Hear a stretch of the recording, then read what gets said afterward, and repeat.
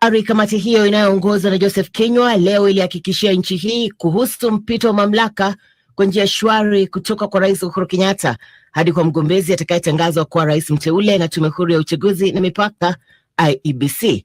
Miongoni mwa majukumu makuu ya kamati hiyo ni kuhakikisha kwamba rais mteule anapata usalama na maafisa wa kutosha. Kamati hiyo ina jukumu la kushirikisha taarifa kwa rais mteule, kufanikisha mawasiliano baina ya rais ajaye na anayeondoka, na pia kuandaa sherehe ya kumwapisha rais mteule, miongoni mwa majukumu mengine. Coordinate the briefings of the president-elect by relevant public officers.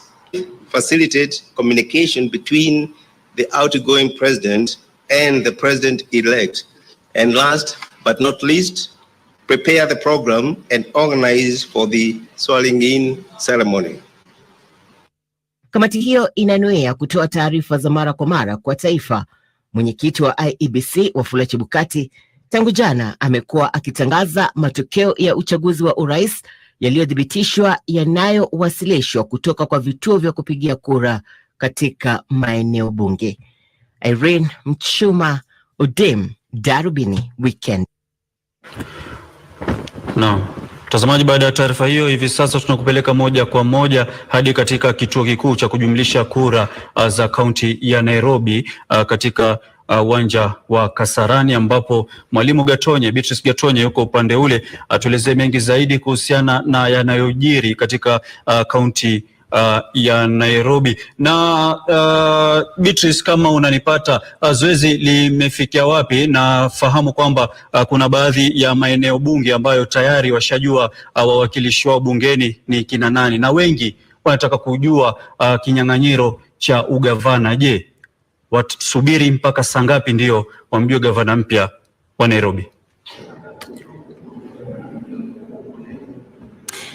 Asante sana mwenzangu Ahmed Juma Balo kutoka studioni. Bila shaka niko katika uga wa Kasarani kama jinsi ambavyo umesema, na katika uga huu ndipo kituo kikuu cha kujumlisha matokeo ya kura kutoka kaunti ya Nairobi. Msimamizi wa kituo hiki Albert Gogo ametueleza kwamba shughuli hii ya kujumlisha kura kutoka maeneo bunge 17 katika kaunti ya Nairobi itachukua takriban siku 2. Tangia mwendo wa asubuhi nimekuwa hapa na ninaweza kukueleza kwamba ni maeneo bunge 4 ambayo tayari yameweza kuwasilisha matokeo yake hapa, huku maeneo bunge 3 yakiweza kujumlisha ama kura zao zikiweza kujumlishwa. Kulingana na Gogo, maeneo bunge 3 ambayo tayari kura zao zimejumlishwa na kutangazwa ni Lang'ata, Makadara pamoja na Kasarani, huku eneo bunge la Embakasi North ambalo tayari limeweza kuwasilisha kura zake hapa. Kura hizo zitaweza kujumlishwa kuhakikishwa kwamba ziko sawa na kisha baadaye zitaweza kutangazwa. Kwa hivyo tunapozungumza hapa katika ukumbi huu wa Kasarani, maeneo bunge 4 tayari yameweza kuwasilisha matokeo yake, na matokeo ya maeneo bunge 3 tayari ndiyo yameweza kujumlishwa na kutangazwa. Kulingana na maeneo bunge hayo 3 ya Lang'ata, Makadara pamoja na Kasarani, katika kiti cha ugombeaji kiti cha ugavana, Johnson Sakaja anaongoza akiwa na kura 1136,739, akifuatwa na Polycarp Igathe wa Jubilee ambaye ana kura 98,220. Kumbuka kura hizi ambazo ninakueleza ama namba hizi ambazo ninakueleza katika maeneo bunge hayo 3 ya Lang'ata pamoja Makadara na Kasarani. Katika kiti cha useneta, Edwin anaongoza na kura 123,596, akifuatwa na Margaret Wanjiru ambaye amejizolea kura 1,116 kutoka maeneo bunge 3. Katika kiti cha mwakilishi wa wanawake katika kaunti ya Nairobi, Esther Passaris anaongoza katika maeneo bunge hayo 3 na kura 1,119,293, akifuatwa na Millicent Omanga wa UDA na kura 1,116 na kura na 1,116,359. Mtazamaji, matokeo hayo ambayo inakupa ni kutoka katika maeneo bunge ya Lang'ata, Makadara na Kasarani ambayo yameweza kujumlishwa na kutangazwa. Eneo bunge la Embakasi North ambalo tayari limeweza kuwasilisha matokeo yake hapa. Kura hizo ndio kwa sasa zinajumlishwa na kisha baadaye Gogo atakuwa akitueleza kuhusiana na hayo. Na kwa sasa kile ambacho nitakueleza kuhusiana na kile ambacho kinaendelea katika ukumbi huu wa kujumlisha kura za maeneo bunge katika kaunti ya Nairobi ni kwamba maafisa wa IEBC wakiongozwa na Albert Gogo wanapokea fomu kadha wa kadha, form 37A, 38A na 39A. Kumbuka fomu hizi zinatoka katika maeneo ama vituo vya kupigia kura ambavyo viliwasilishwa katika eneo county tallying center, yani eneo ambalo ama kituo cha kujisha kura za county. Baada ya hapo pia wanapokea kura 37B, 38B na 39B. Fomu hizi za 37B, 38B na 39B ni kura ambazo zinawasilishwa hapa kutoka maeneo bunge baada ya kujumlishwa kwa kura za 37A, 38A na 39A kufika kwenye katika eneo bunge. Sasa kutoka maeneo bunge fomu hizo hapa. Kile ambacho Gogo pamoja na maafisa wengine wa IEBC watafanya, watatengeneza form 37C, 38C na 39C ambayo itatumika kutangaza matokeo ya gavana pamoja na seneta na mwakilishi wa wanawake katika kaunti. Hicho ndicho kinachoendelea kwa sasa, na kama jinsi ambavyo ninakuarifu ni kwamba kwa sasa maeneo bunge matatu ya Kasarani, Makadara pamoja Lang'ata, Kasarani pamoja na Makadara, kura hizo tayari zimejumulishwa na kutangazwa. Ni zoezi ambalo sitakueleza kwamba litaisha hivi karibuni. Kulingana na msimamizi wa kituo hiki ni kwamba hata siku mbili, anasema tuwe na subira kwa sababu ni kitu ambacho kinachukua muda kwa sababu ya kuhakiki matokeo hayo ambayo yanatoka katika maeneo bunge kabla ya kutangazwa. Kwa hivyo kwa sasa mtazamaji, kutoka katika kituo kikuu cha kujumlisha kura za kaunti ya Nairobi. Kumbuka kaunti ya Nairobi ina maeneo bunge 17. Hivyo bado kuna mwendo, kwani kwa sasa ni maeneo bunge matatu tu ambayo kura zake zimejumlishwa na kutangazwa. Tutaendelea kuwa hapa kuhakikisha kwamba tunafuatilia swala hili na jinsi ambavyo kura hizi zitakuwa zikiendelea kutangazwa hadi wakati ambapo maeneo bunge ama vituo 3643 vitakuwa matokeo yake yatakuwa yamewasilishwa hapa, na kisha Gogo pamoja na wenzake watakuwa wakitueleza ni nani ama ni akina nani watakuwa wakiliongoza jiji la Nairobi katika wadhifa wa ugavana, mwakilishi wa wanawake pamoja na seneta. Kumbuka mtazamaji, tayari kaunti ya Nairobi maeneo bunge 17 ya tayari yashapata wabunge wao. Nikikutajia tu baadhi ya wabunge ambao ama sura ya wabunge wa Nairobi ni kwamba katika eneo bunge la Roysambu, Augustine Kamande Mwafrika ameweza kujishindia kiti hicho na chama cha UDA. Katika eneo bunge la Lang'ata, Felix Oduor ama Jalango ameweza kujishindia kiti hicho cha ubunge akiwa na chama cha ODM. Embakasi East, Babu Owino ameweza kuchukua kiti hicho na chama cha ODM. Embakasi Central, Benjamin Gadhiru amechukua kiti hicho na chama cha UDA. Embakasi West, Mark Mwenje amechukua kiti hicho na chama cha Jubilee. Katika eneo bunge la Starehe, Amos Mwago wa Jubilee ameweza kushinda kiti hicho. Kamkunji, Yusuf Hassan ataweza kuwakilisha eneo bunge hilo la Kamkunji akiwa na chama cha Jubilee. Katika eneo bunge la Kasarani, Ronald Kauri ambaye alikuwa mwenyeji huru aliweza kushinda kiti hicho na atakuwa mwakilishi ama atakuwa mbunge wa Kasarani. John Kiarie Dagoresti South ameweza kukishinda kiti hicho na chama cha UDM, na Mathare itawakilishwa sasa na Anthony Oluoch wa chama cha ODM. Embakasi South, Julius Mawathe wa chama cha Wiper. Makadara, George Aladwa wa chama cha UDA. Kibra, Peter Orero wa chama cha ODM. Embakasi North, James Gakuya wa chama cha UDA. Ruaraka, TJ Kajwang wameweza kushindia kiti hicho na chama cha ODM, Westlands Tim Wanyonyi na chama cha ODM, na Dagoretti South Beatrice Elachi aliweza kujishindia kiti hicho na chama cha ODM. Hiyo ndiyo sura ya wabunge wa jiji la Nairobi niseme, pamoja na kaunti nzima ya Nairobi, kwani tayari hao matokeo yao yasha tangazwa. Kwa hivyo hapa katika eneo la kituo cha kujumlisha kura za jiji la Nairobi, ugavana, useneta pamoja na mwakilishi wa wanawake ni tutasubiri, kwani ni shughuli ambayo inaenda kwa mwendo wa polepole, kwani maafisa wa IEBC hapa hawataki kupitwa na lolote, kuhakikisha kwamba wanatoa na kutangaza matokeo ambayo ni halali na halisi. Kutoka kwangu Beatrice Gatonyengetich kutoka uga wa Kasarani, na kurejesha studioni mtazamaji kwake Ahmed Juma Balo, Nancy Onyancha na mwenzetu wa ishara Susan Thuku, ili uweze kuendelea kupata matangazo kuhusiana na uchaguzi huu wa mwaka 2022.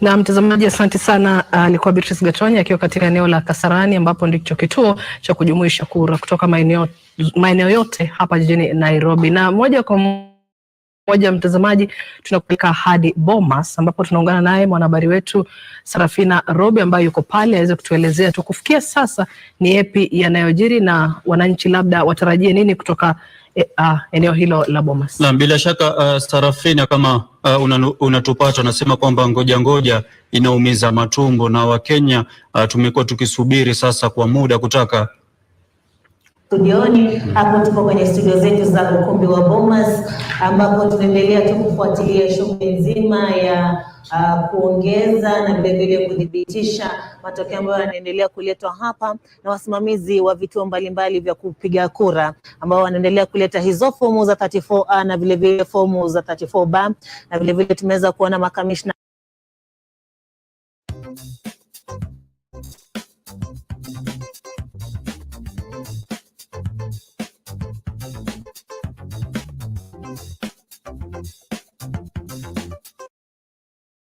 na kadhaa wakiendelea kutangaza matokeo hayo.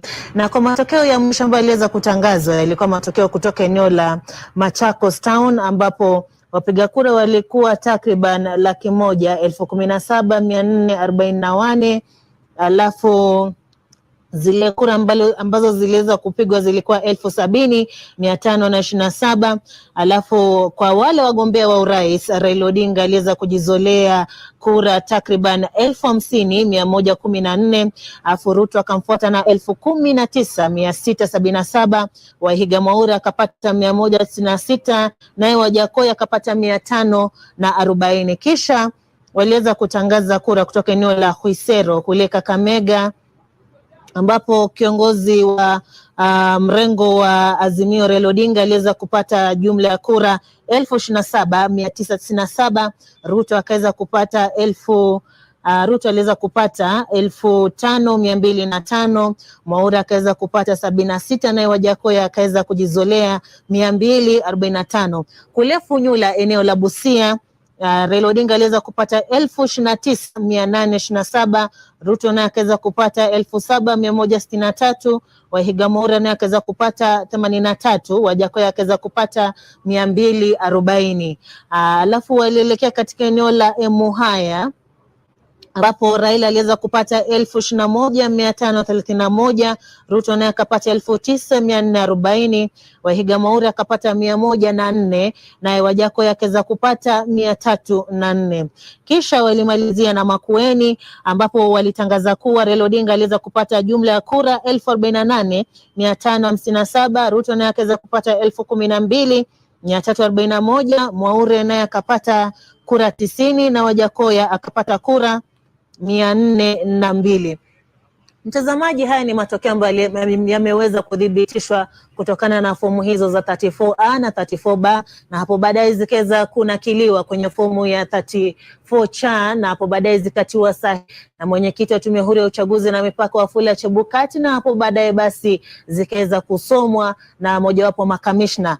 Vile vile tuliweza kuona hapo awali kuwa kuliweza kuwa na hali ya mshike katika eneo hili, hasa kwenye ukumbi huo katika eneo la uchaguzi hall, ambapo tuliweza kuona baadhi ya wanasiasa kutoka kwenye mirengo kadhaa waliweza kuzua vurugu pale ndani. Hivyo basi makamishna hawa wakaweza kuwaita wale walinda usalama, wakaja hapo ndani wakadhibiti hali, na hapo baadaye basi hali ikaweza kutulia. Lakini kando na hayo ni kwa waliweza pia kutoa maagizo ambayo waliombewa au wanasiasa lazima wafuate, na baadhi ya maagizo hayo yalikuwa ni kuwa watu ambao wanakubaliwa hapo katikati katika jumba hilo unaloliona hapo ni kuwa ni wale maafisa wa tume huru ya uchaguzi ya IEBC, wao ndio wanakubaliwa hapo katikati. Vile vile maajenti wa wagombeaji wa viti vya urais ama wale mawakala, vile vile wasimamizi wa vitu ambao wanaendelea kuleta fomu za 34A na 34B, na vile vile wale wakuu wa mawakala wa wagombeaji wa viti vya urais, ambapo tuliweza kuona kwa yule anayewakilisha Kenya Kwanza ni Kindiki na naibu wake ni Veronica Maina, alafu wa mrengo wa Azimio ni Sabatao Ole Kanchori, alafu naibu wake ni Caroline Karugu, ambapo wapo hapo saizi kwenye ukumbi huo, ambapo shughuli hiyo nzima ya kuhesabu na vile vile kudhibitisha fomu hizo na zile ambazo ziliweza kutumwa na mfumo wa KIMS zinaendelea. Vile vile waliweza kusema kuwa watu ambao wanakubaliwa hapo pia ni wale mawakili, ambapo tuliweza kuona tu baadhi ya mawakili wa mirengo hiyo. Tuliweza kumwona yule Paul Mwangi wa mrengo wa Azimio alikuwa pale ndani pamoja na mawakili wengine. Vile vile waliweza kuambiwa kuwa iwapo utataka kuingia pale ndani, basi itabidi kama una kipakatalishi chako ama laptop lazima ueleze uipeleka pale iweze kufanya nini, ndipo ukubaliwe kuingia hapo ndani. Iwapo una begi lako, basi litaweza kuangaliwa kabisa ili kuweza kuzuka tena kwa mtafaruku wote hapo ndani. Manake hapo awali mtafaruku uliozuka hapo awali ulihusiana na kuwa mojawapo wale wanasiasa aliweza kushukiwa kuwa alikuwa amebeba vitu ambavyo havifai kuwa hapo ndani, basi ndio maana purukushani hili ikaweza kuzuka hapo ndani. Vile vile mtazamaji, tunaendelea kufuatilia, ambapo pia makamishna hao waliweza kusema kuwa hali ya usalama itaendelea kudhibitiwa hapo ndani, na iwapo mtu yote ataweza kuzua vurugu hapo ndani, basi wataweza kuongeza wale wasimamizi wa usalama, maafisa usalama wataweza kuongezwa, na kama kutatulia basi wataweza kupunguzwa. Basi tunaendelea kufuatilia, ambapo shughuli hiyo bado inaendelea, wanaendelea kuhesabu, wanaendelea kudhibitisha, nasi tunaendelea tu kufuatilia shughuli hiyo nzima kuhakikisha kuwa tunaweza kujua nani ataendelea kuongoza, na vile vile shughuli hii itaweza kukamilika kwa muda gani, kwani tulikuwa tumeambiwa kuwa wao wanafanya kazi kulingana na jinsi ambavyo wanaelekezwa na sheria. Manake wanazo siku 7 kuweza kufanya kazi hiyo, na baada ya hapo kuweza kutangaza ni nani ambaye atakuwa ameshinda kwenye kiti hicho cha urais. Basi hapa kwenye ukumbi wa Bomas tunaendelea tu kufuatilia shughuli hiyo nzima, na tutakuwa tunakujuza iwapo wataweza kutangaza jambo lolote. Kwenu Balo na Nancy. Naam, shukran sana Sarafina Robi kwa kutuchorea taswira ya mambo yalivyo katika ukumbi wa Bomas, ambapo ndiko kuna kituo kikuu cha kujumlisha kura za urais. Mtazamaji, kutoka Bomas tunakupeleka katika kaunti ya Nyeri, ambapo muda mfupi uliopita Mutahi Kahiga alitawazwa kuwa mshindi wa ugavana katika kaunti hiyo ya Nyeri, na Rehab Mukami akiwa mshindi katika kinyang'anyiro cha uwakilishi wa kike. Hebu tupate picha za hapo awali, tuone jinsi mambo yalivyokuwa wakati wakitangazwa kuwa washindi.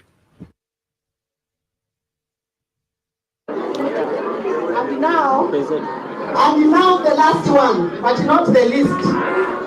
The last one, but not the least. For the gubernatorial seat, we had 4 candidates. I'm going to read their performance. The first one is Kaiga Mwalimu Edward Mutai. 213,373 funded votes.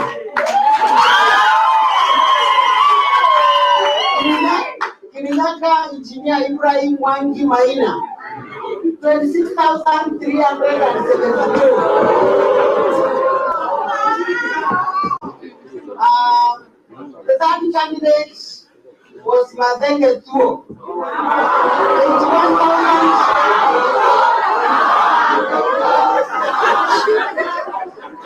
81,467 votes.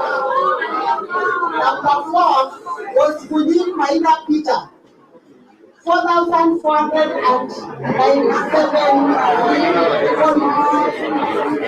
votes. That was the performance. And now,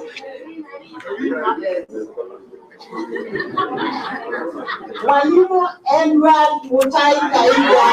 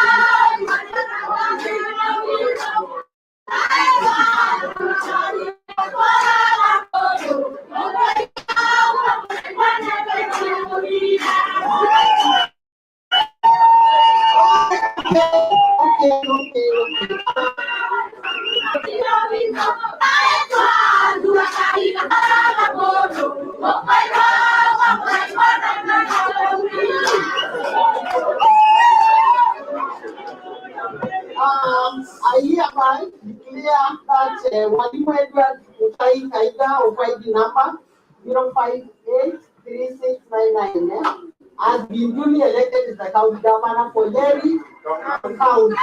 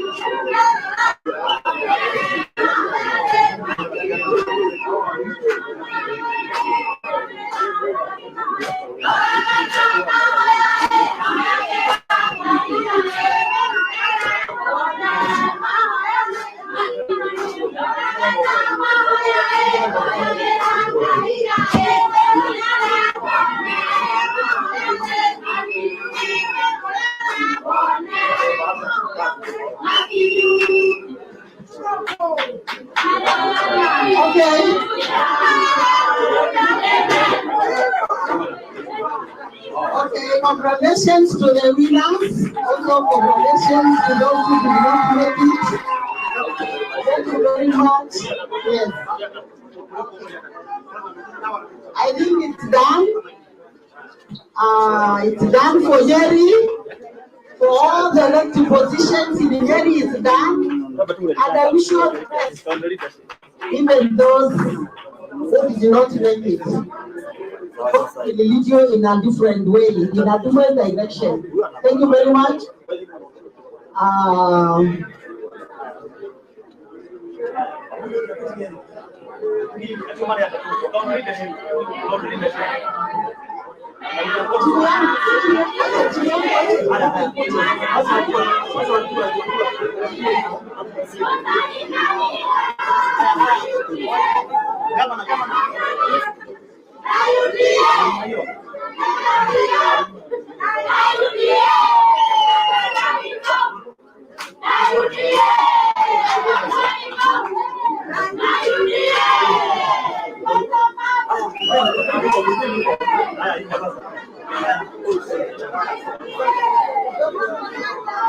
kazi yangu nikamaliza vile.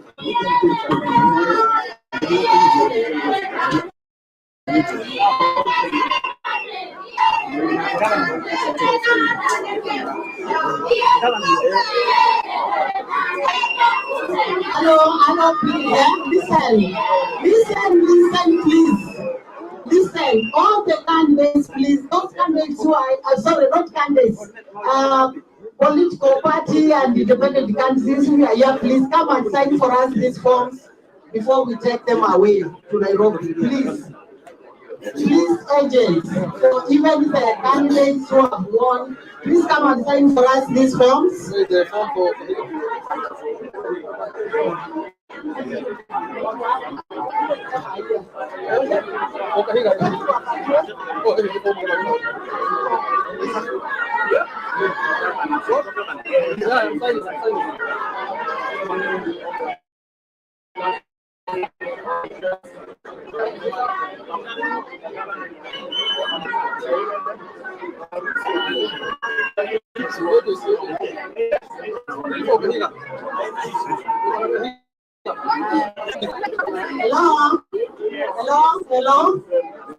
Hello. Please, the candidates. Please, candidates. Listen. Please listen. The name order, please. Let the candidates come in.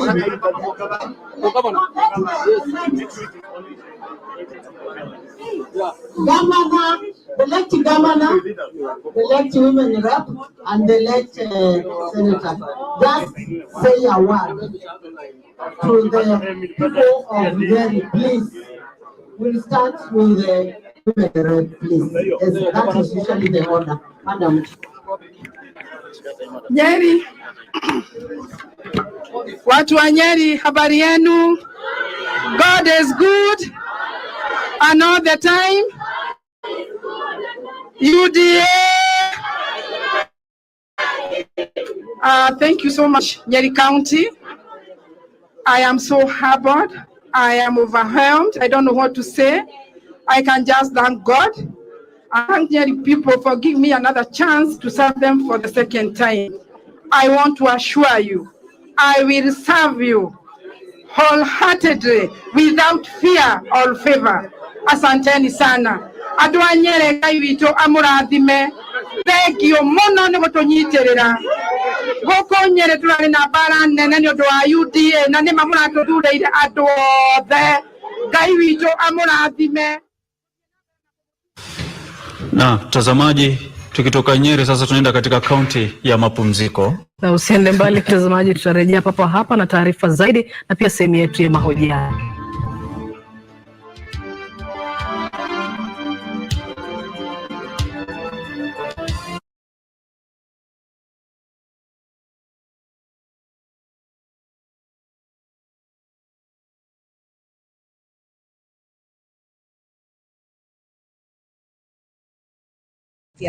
Sasa baada ya hapa utajiunga na UDA, itakuwa namna gani? Mimi kwa wakati huu tunasherehekea kwanza ushindi.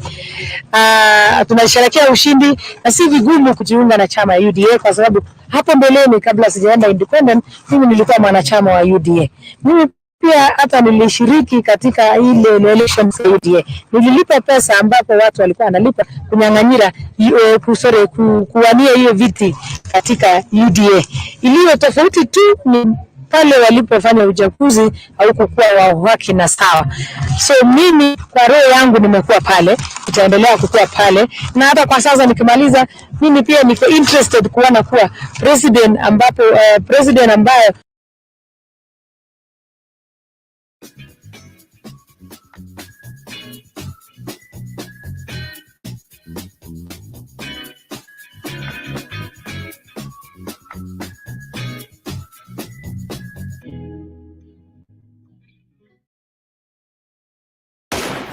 वतन मेरे आबाद रहे तू, वतन मेरे आबाद रहे तू, मैं जहाँ रहूं जहाँ में याद रहे तू, मैं जहाँ रहूं जहाँ में याद रहे तू, वतन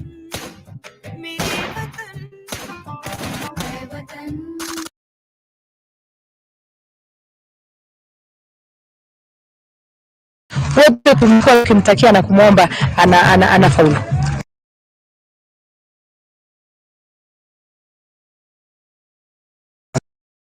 Baada ya hapa jukumu lako kuu ni gani hasa baada ya hapa ya menu? Jukumu langu iliyo kuu ni kuwakilisha watu wa Elgeyo Marakwet katika bunge la kitaifa. Kazi ya Women Rep najua ni kuwakilisha kwa watu wa kwao. Pia mimi nitahakikisha kuwa nimewakilisha kisawa sawa. Kuna changamoto mingi ambayo napata watu wa Elgeyo Marakwet kama tunapoongea hivi sasa.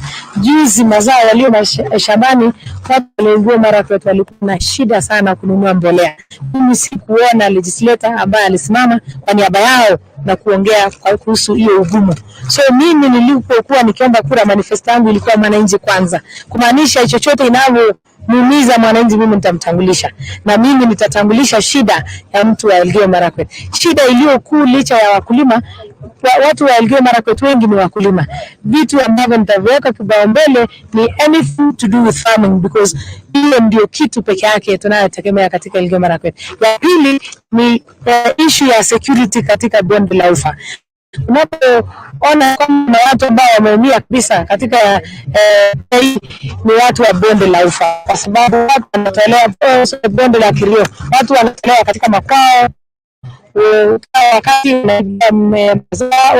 mifugo yao, wanauawa, wa mama, wasichana, wanaume wanauawa, watu wanakuwa wajane. So kitu ingine nitahakikisha kabisa, na hiyo ndio hata ilinifanya mimi nikapata sababu ya kuamka katika mwakilishi wa kike wa Elgeyo Marakwet, ni insecurity katika the Kerio Valley. Hiyo nitahakikisha kuwa itakuwa kazi yangu kuanzia sasa hivi. Asante sana. Basi huyo anakuwa Caroline Ngelechei, mwakilishi kama mteule wa kaunti ya Elgeyo Marakwet, akisema kwamba utulivu, nidhamu ama kupata usalama ndio kipaumbele chake katika majukumu yake.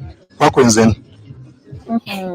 Asante sana mwanahabari wetu Gabriel Kudaka huyo kutoka Elgeyo Marakwet. Na hapo Caroline anaibia siri wengi, amesema kwamba siri yake kubwa manifesto ni mwananchi. Na mtazamaji, tukitoka Elgeyo Marakwet, mwanahabari hujaona nyasi hapo, maana kuna nyasi zimevaliwa. Chochokozi left. Tukitoka Elgeyo Marakwet tunamwona Nick Wambua.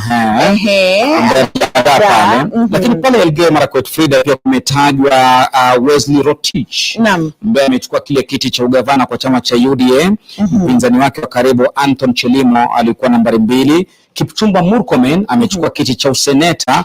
Alex Tolgos alikitaka kiti hicho lakini akikosa. Murkomen alikuwa gavana katika eneo lile. Wengi, baadhi ya wale magavana chache ambao walitoka juu wakashuka kuchukua viti vya chini, lakini wakamwagwa kama mtama wanavyomwagwa mbele ya kuku wengi. Hai, wacha tuone kama mtama pia utamwagwa mbele ya kuku wengi huku Eldoret, kwa sababu namuona Nick pia kuna watu wengi. Si wao ni kuku wa Shakum Simasi. Nick, usikani kwako.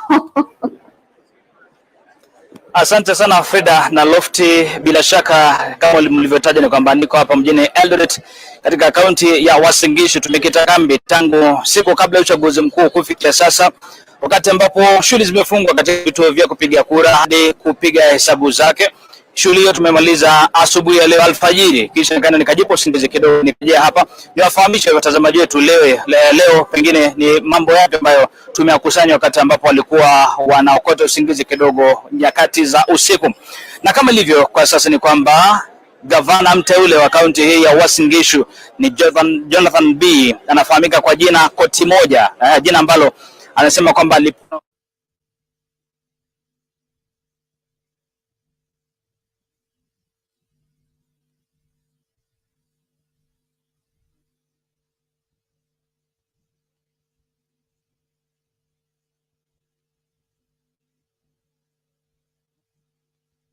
had an opportunity to reflect on what became of those who used our ticket, Jubilee, within Mount Kenya region. And we were able to put together very many issues. Each one of us had his or her own experience, and it is interesting to listen to them. So we are proud of the role we played, and we are happy with that role. None of us is bitter with the outcome. Of course, the fact that without doubt in anybody's mind now. There was a massive rigging within the Mount Kenya region, massive voter bribery that has never happened in our region ever before. Congratulate those who won on our ticket, even those who did not win on our ticket. We are saying pole to those. Every day, over 15 million members are transforming Africa.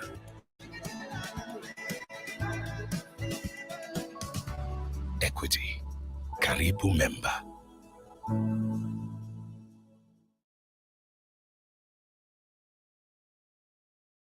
Who were fallen, but they fell for a good cause.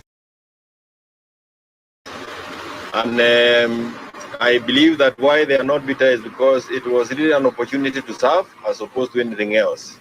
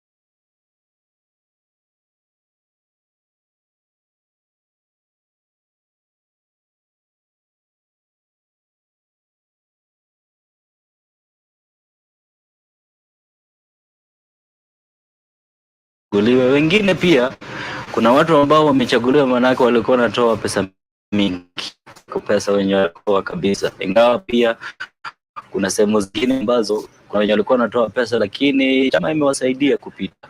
No.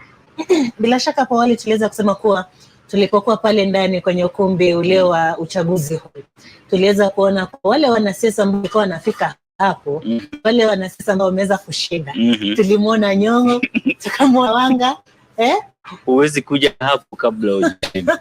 Alafu hata kama labda umeshindwa pia bado unahitaji ule muda wa wewe mwenyewe tunasema kuheal kwa lugha ya Kimombo, uheal. Ndipo sasa watu waanze kukuona nje, waanze kukuona kwa public. So huwezi kuwa umeangushwa kule mashinani alafu pia umekuja huku unataka kutetea ama kiti kingine labda rais. So hivyo ndivyo wenye pia unajua wenye ambao wameshinda wako na furaha, wanataka kuja huku waone wenye wapewe congratulations message, wa congratulatiwe, wako na furaha ile, na ndipo sasa wanataka pia sasa wasaidie mwenye wana support kwa rais pia ashinde. Na kwa wale ambao wameshinda tumemwona Moses Kuria, tumemwona Kanini Kega.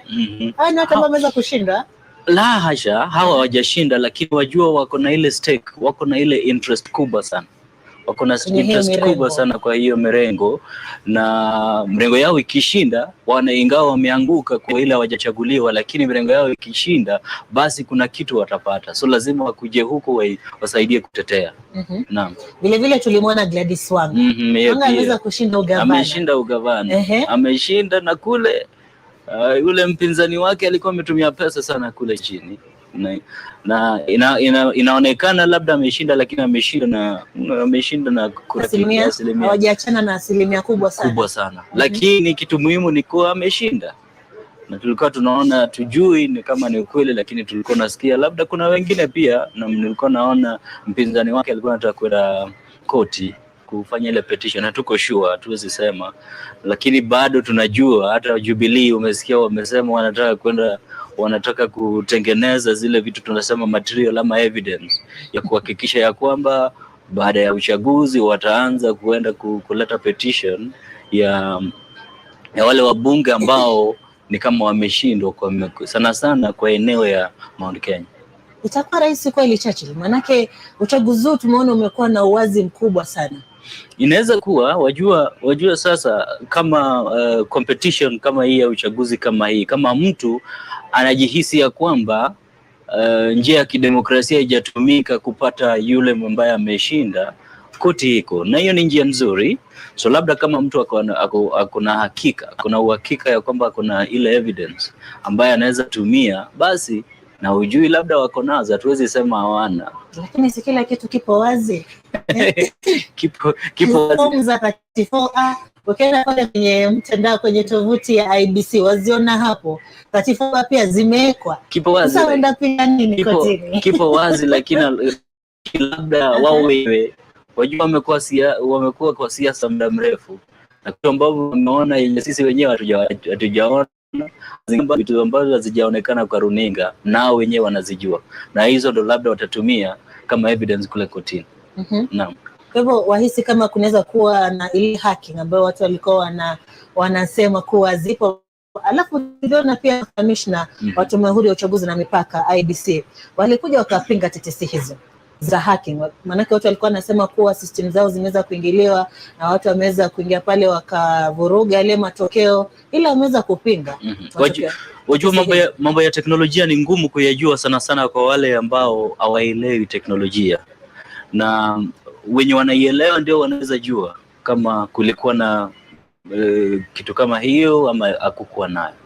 Lakini ni muhimu wangehakikisha ya kwamba waeleze wananchi ya kwamba ingawa mtu anaweza kuwa anataka kufanya hiyo hacking, lakini system yao iko na ile kitu tunaita buffer proof, iko na ile kitu tunaita kwa lugha ya Kimombo wall yenye mtu hawezi pitia.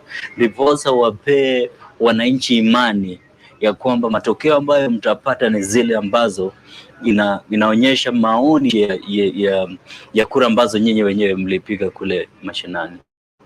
So hiyo imani ni kitu muhimu sana, na ni mzuri kamishona hao walielezea ya kwamba kila kitu iko shwari. Naam.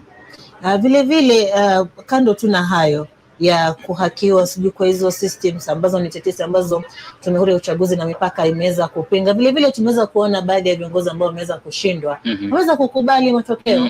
Na hiyo ni mzuri sana, ni mzuri kabisa, kwa sababu ukiona umechunguza na umefanya darubini, umeona ya kwamba umeshindwa, ni mzuri, usilete shida, kubali tu, maana bado kutakuwa na uchaguzi mwingine, bado unaweza endelea, unaweza jaribu tena.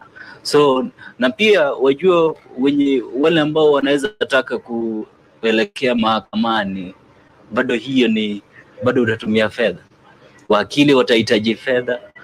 Sasa labda ushatumia pesa kuhakikisha uchaguliwe, hujachaguliwa, waenda kotini, bado utatumia fedha. Sasa labda hiyo process unaangalia, unasema hii kazi ngumu, afadhali niachilie na ni support yule ambaye amepitishwa. Naam. Na vile vile kwenye uchaguzi huu tumeweza kuona kuwa tuliweza kutumia sana mfumo wa dijitali, ambapo hapo jana pia tuliweza kumuona aliyekuwa rais wa Tanzania Jakaya Kikwete aliweza kutusifia sana, sema kuwa ameweza kuona tumeweza kutumia mfumo wa dijitali katika kuandaa uchaguzi, kwenye uchaguzi, na hata baada ya uchaguzi bado tunaendelea kutumia mfumo wa dijitali. Waona hilo limetuwezesha vipi katika uchaguzi huu? Wajua Kenya kwanza, Kenya ni kiongozi katika teknolojia eneo hili la Afrika, na hivyo basi ukiona jinsi ambavyo tulivyotumia teknolojia kwa njia mingi, kwa njia ya sekta ya banking, ile ya benki, telecommunication, kupiga simu, kila mahali, kutumia pesa, tumetumia teknolojia vizuri sana kwa sehemu mingi ya uchumi yetu. Na hivyo basi hata ukiona jinsi ambavyo serikali inafanya shughuli zake, pia teknolojia imetumika kabisa. Sasa kutumia teknolojia jinsi ambavyo komisheni ya IEBC imeitumia ni kizuri, manake inasaidia, inaharakisha utaratibu wao kuhakikisha ya kwamba inafuatana na sheria za katiba. Hiyo ni ya kwanza, na ya pili pia inaleta imani katika hiyo utaratibu, manake wajua katika nchi hili watu waaminiane. Ukiona ya kwamba Robi ameshika kitu, utaanza kusema lazima huyu kuna kitu pale amefanya ambayo si haitakuwa mzuri kwangu. Hivyo basi ni teknolojia ndio itasaidia. Shida ni kwamba teknolojia hizi teknolojia pia lazima kukue na mkono ya binadamu. Sasa mkono ya binadamu ambaye anagusa hiyo teknolojia pia, kama sio mtu ambaye ako na ile kitu tunaita ethics, basi hapo inakuwa na shida pia. Lakini teknolojia lazima tuimize, ni kitu muhimu, jinsi ambavyo Rais Jakaya Kikwete alisema, ni kitu kizuri, pia inaonyesha kwamba nchi inaendelea na ni kitu kizuri. Na vile vile waona kama tumeweza kufikia nchi kama vile Marekani, jinsi ambavyo wanapiga kura, waona kuwa tunawakaribia kwa mifumo yetu ya kupiga kura, hasa kutumia dijitali. Bado kidogo, manake Amerika pahali ambapo wamefika, wajua bado wanatumia teknolojia, lakini wako na zile maadili za kuaminiana. Mtu anaendelea kazi yake mpaka ambapo matokeo yatatolewa, hashughuliki, manake anajua kwamba kazi yake ile kupiga kura, si hata kungojea ni nani ametangazwa, kwa sababu anajua yule ambaye atatangazwa ni yule tu ambaye alimpigia kura. Lakini wajua sisi bado hatujafika hapo. Sisi tunapiga kura, tunaifuata mpaka kule kwa teknolojia, tuangalie kama iko sawa. Hadi kwenye talent center basi tunaifuata mpaka huko. Hakikisha makweli. Imani ndio shida. Naam. Hapo wale tumeongelelea tumemtaja Gladys Wanga ambaye tulimwona pale, ni mmoja wapo wanawake ambao wameweza kujizolea viti vikubwa sana kama vile ugavana, na vile vile pia tumeweza kuona wengine kama vile Susan Keheka vile vile ameweza kujishindia kiti cha ugavana, vile vile mkidhani pia Waiguru ameweza kushinda. Waona mfumo huu umechangiwa na nini kuweza kupata wanawake hivyo ugavana? Kwanza ukiona ile kaunti ya Nakuru sana imetoa wanawake wengi sana. Hadi useneta.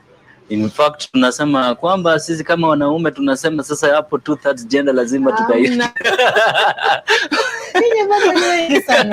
Lazima tutasema pale lazima kukue na 2/3 gender rule. Wanaume waongezewe pale Nakuru.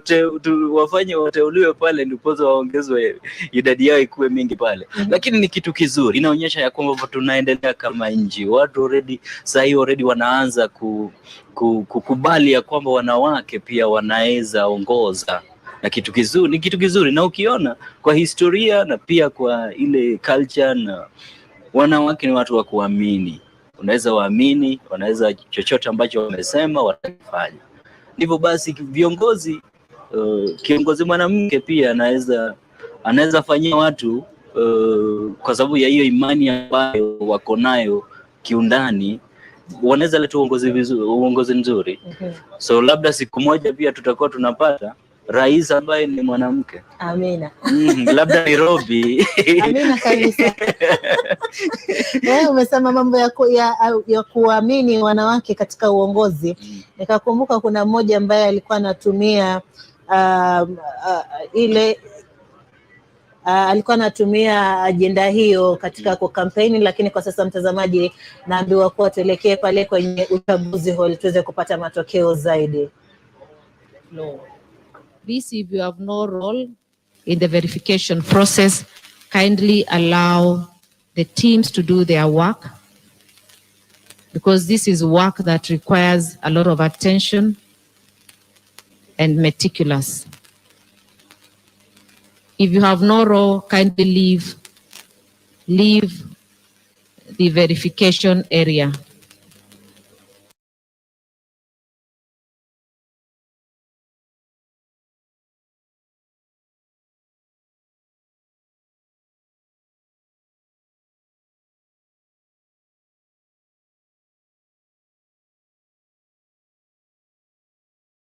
Now you can order K-Gas on the Rubis Mini app on the M-Pesa app. Enjoy free data bundles every time you order K-Gas. Just one of the many mini joys on the Rubis Mini app. 162. Musa Sumeya Bishar Gonad 2.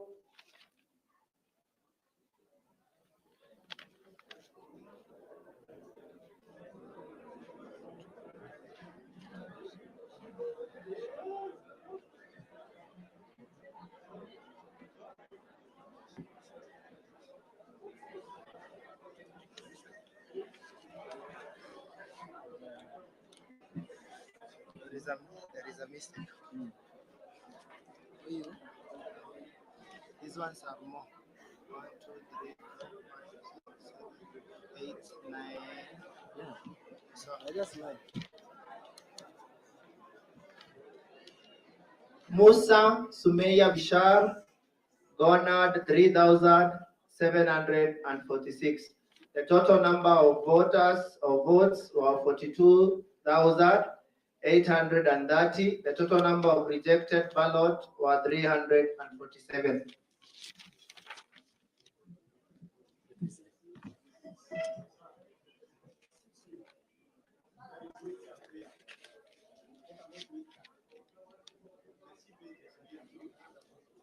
See wametangazwa.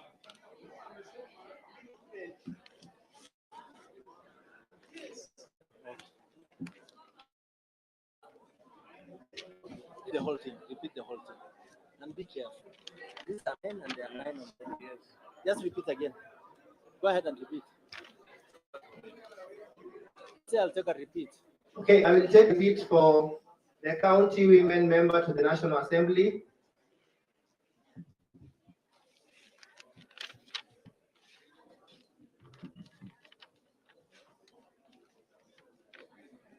Abdurrahman Nasibo Hawa, Gonad 672.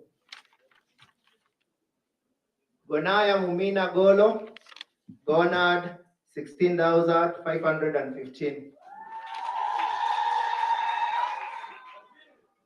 Indole Chala Wario, Gonad 193. Jaldesa Rehema Dida, Gonad 13,350. Kawera Winfred, Gonad 2,319. Kerema Milka Kawera, Gonad 5,135. Konso Jilo Mumina, Gonad 562. Lokitela Caroline Adapa, Gonad 276. Musa Sumeya Bishar, Gonad 3,746. The total number of votes were 42,830. The total number of rejected ballots were 347.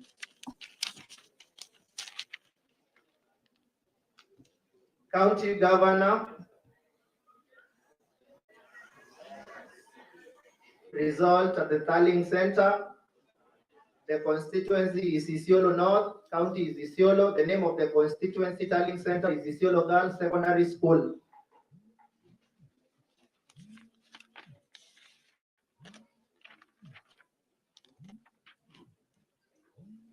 So the first candidate, Advi Godana Doyo, Gonad 17,211.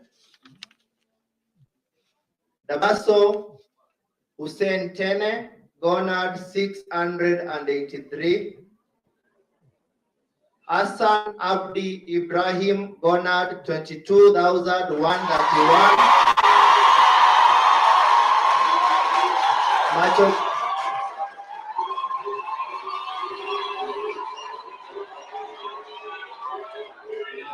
Machogoma. Hello. Kindly please, shelf celebrations outside these premises. Tafadhali tunawaomba ili tuweze kumaliza. Mnataka tumalize haraka? Basi tafadhali mtupatie nafasi.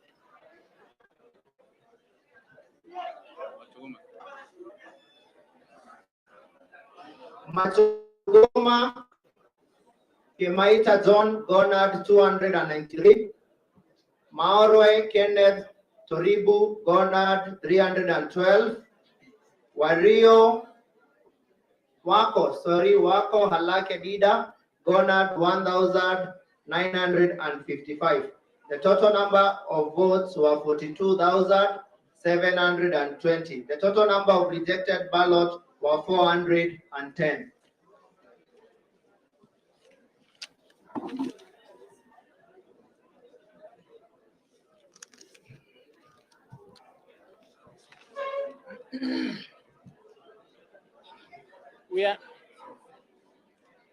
We are now at the tail end of our process, and before we declare the winners for these elected positions, I'll invite agents in the room from all the various parties that contested in this election to come forward, please. Sign the results for us for this county, so that then we will be able to call the winners and then be able to sign.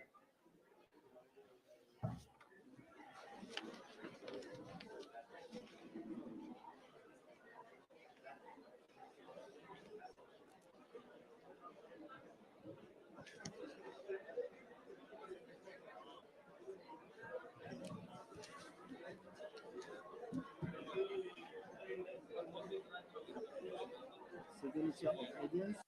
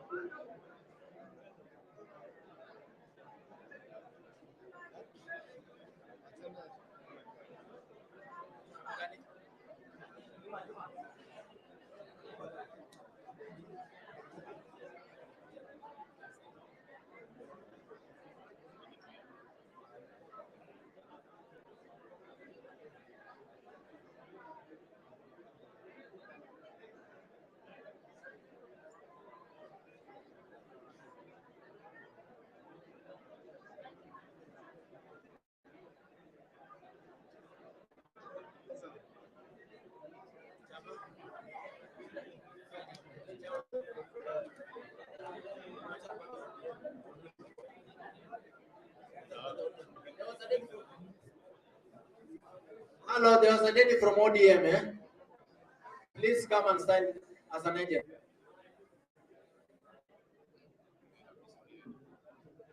Kulikuwa na mama kutoka chama cha ODM. Nilipata mzee kutoka ODM. Ningeshukuru kama huyo mama tungempatia nafasi.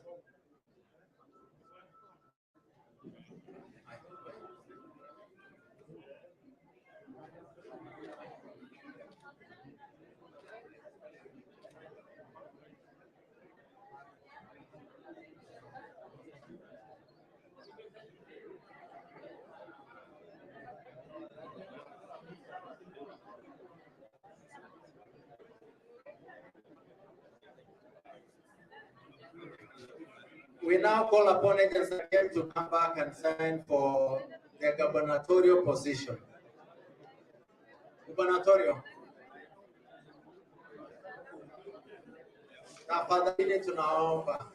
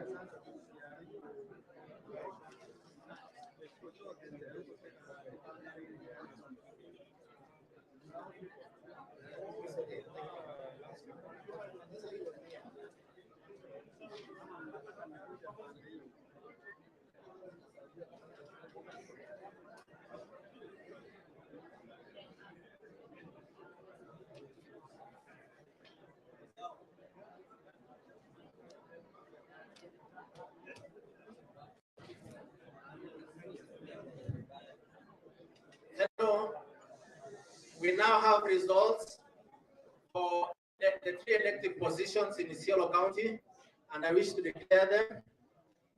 Declaration of the Senate election results at the County Tallying Center. The county is Isiolo, code 011. The name of the County Tallying Center is Isiolo Boys Secondary School. Voter turnout. Total number of registered voters is 89,763. Number of voters who turned out to vote, 59,026. Percentage of voter turnout, 65.76%. Result for the various candidates. Fatumo Dulo Adam, 29,671.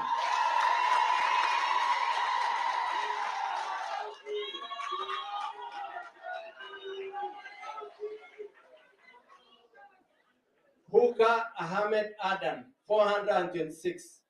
Isa Abdi Ibrahim, 997. Lokitela Agostino Ikiara, 654. Mohammed Noor Ibrahim, 23,432. Roba Hussein Halake, 3,827. Those are the results for Senate. I now have the results for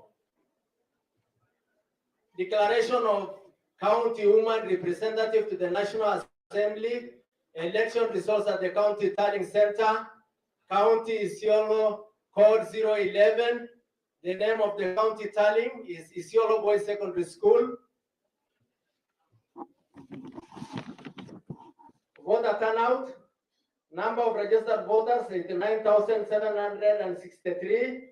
Total number of voters who turned out to vote, 59,151. Percentage of voter turnout, 65.90.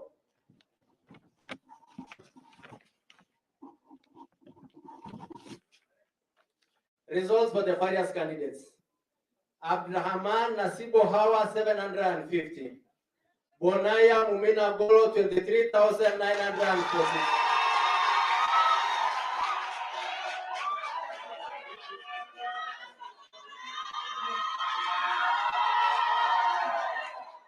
I wish to repeat that, I am not even finished. Bonaya Mumina Golo, 23,994. Binole Shala Wario, 218. Jaldesa Rehema Dida, 21,804. Kagwira Winfred, 2,355. Kirimi Milika Kawira, 5,156. Consul Dilo Mumina, 645. Lokitane Caroline Adapal, 280. Sumeya Musa Sumeya Bishar, 3,888. Those are the results for that particular position. Declaration of the county governor election results at the County Tallying Center. County is Isiolo, code is 011. Name of the County Tallying Center is Isiolo Boys Secondary School.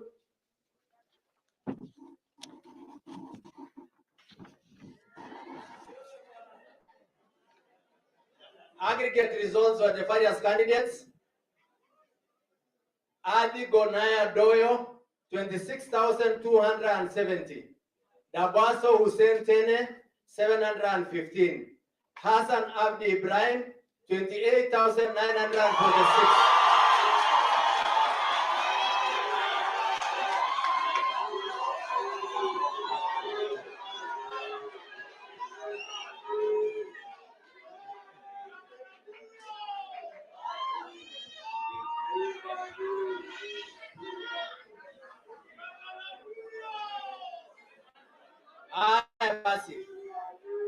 Mashungoma Kemaita John, 299. Maware Kenneth Toribo, 319. Wako Halake Dida, 2,249. Those are the results for the governor position.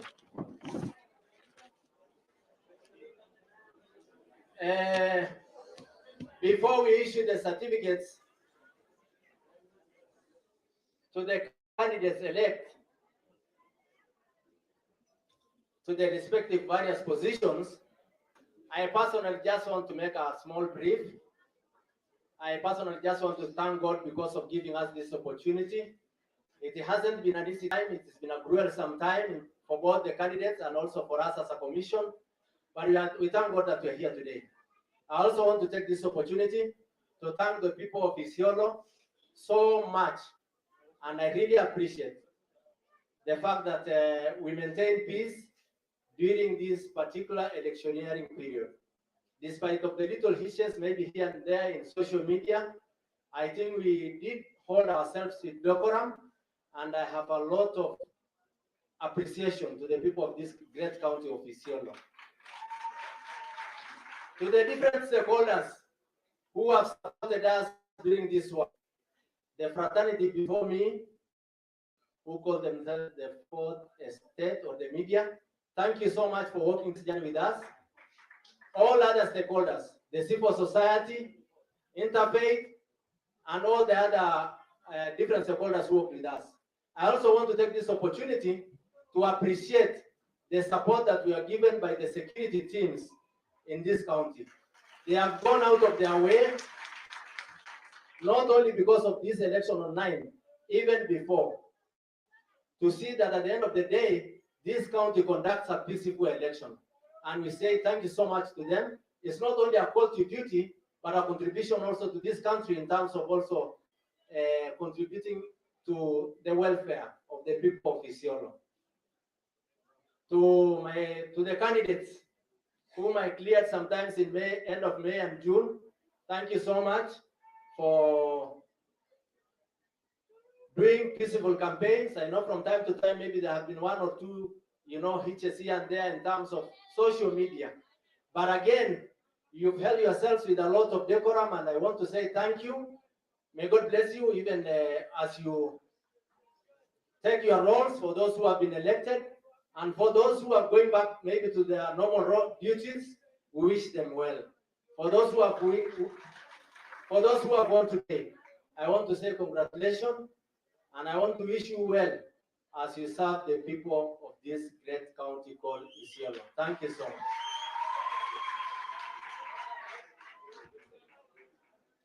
I now want to take this opportunity to call upon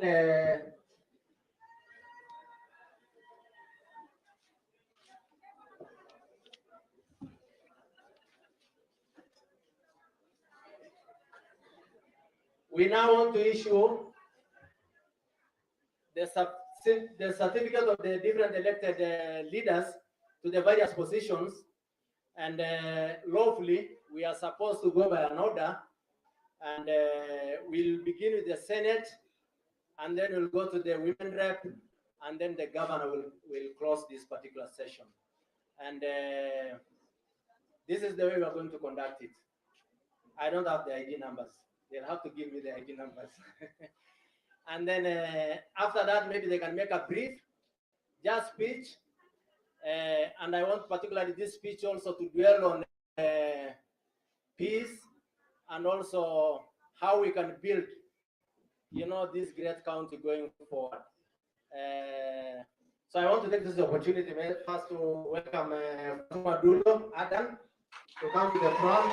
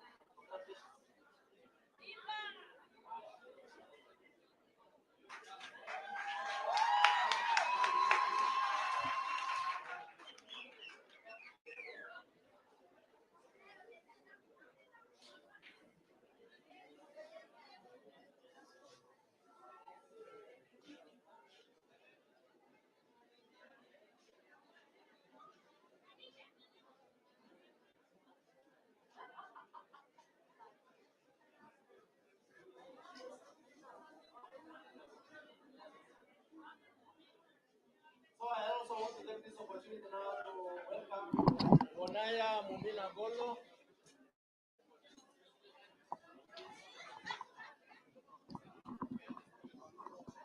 Nachukua hii fursa kumkaribisha Bonaya Mumina Golo.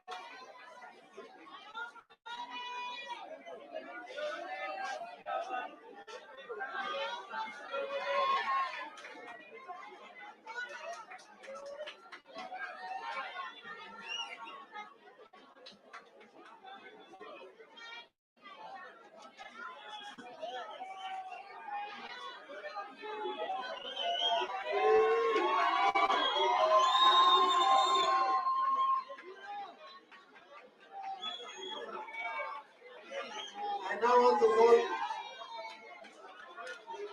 now want to take this opportunity to call Hassan Abdi Ibrahim to come forward.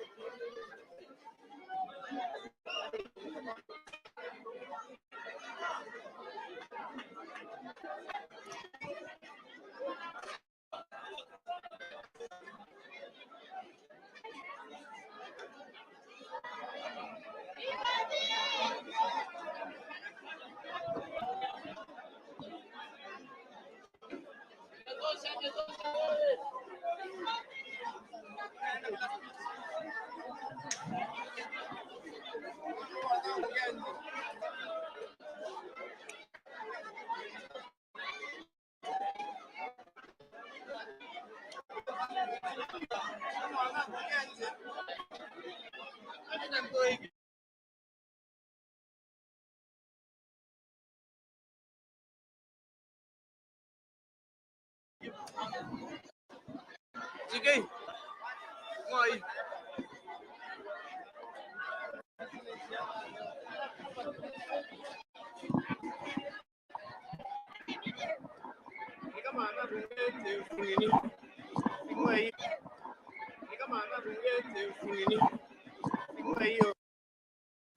And then I'm a sign up.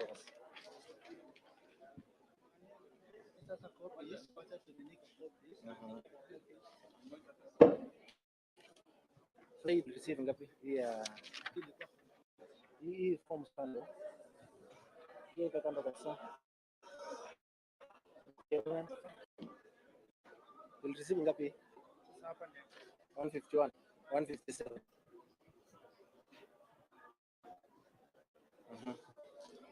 Receive 157. No?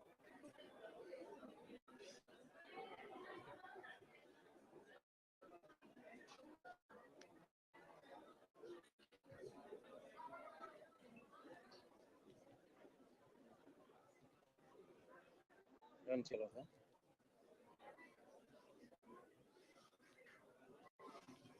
Time.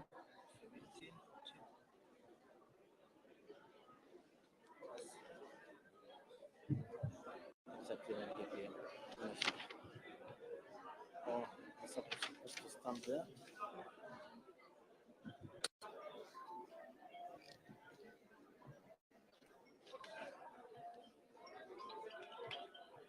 But the ones that sends up, yeah?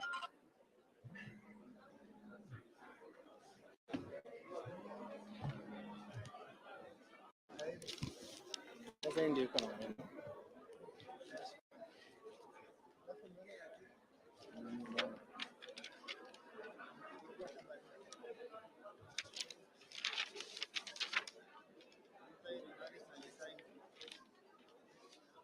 So hii tulipata ngapi?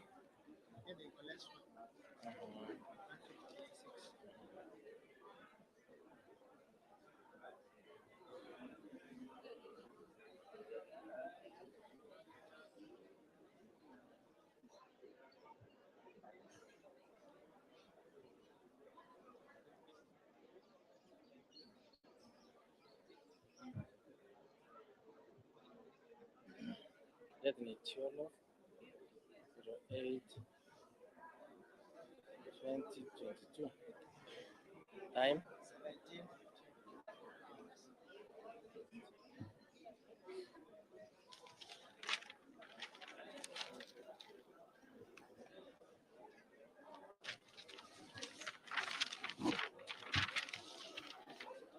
Hii tulipata ngapi? Ni complete. 157.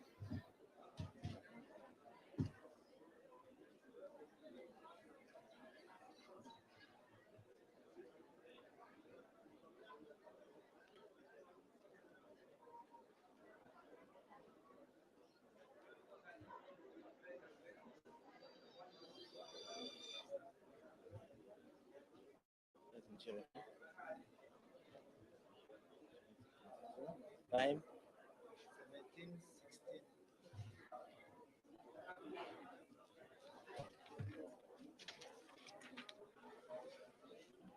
No, ngapi? Naanza na senator.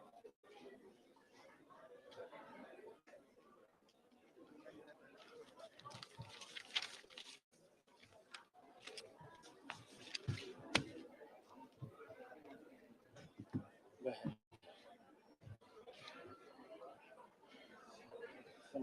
We now have results for Isiolo North constituency. Hiki tunaweka stamp pedi.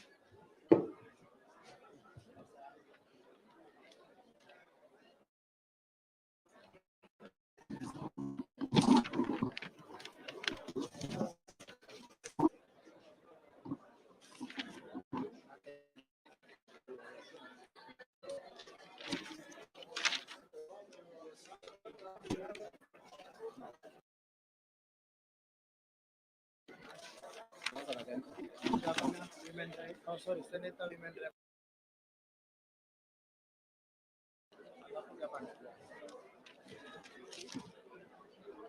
Soma hizi za chini huko nyuma, sio mwisho kabisa.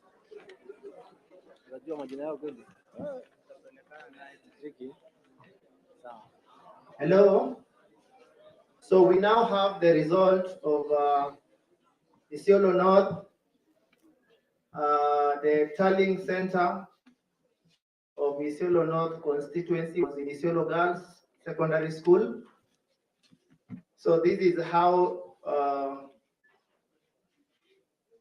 the results were.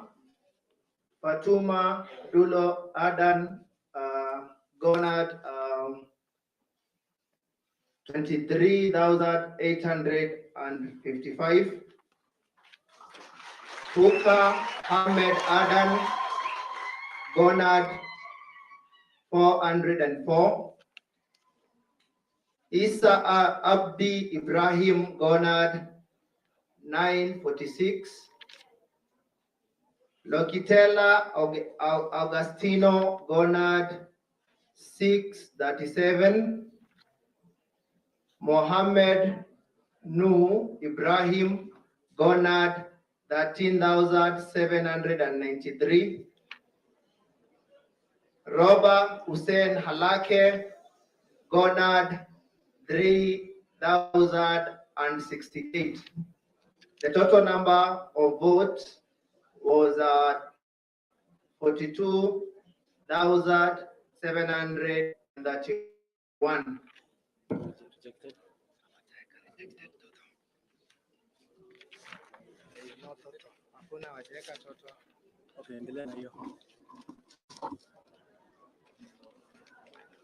For women rep or county women member to the National Assembly, constituency Isiolo North, county Isiolo, name of constituency tallying center Isiolo Girls Secondary School. Abdrahaman Nasibo Hawo Gonad 672. Bonaya Mumina Golo Gonad 16,515. Jaldesa Rehema Dida Gonad 193.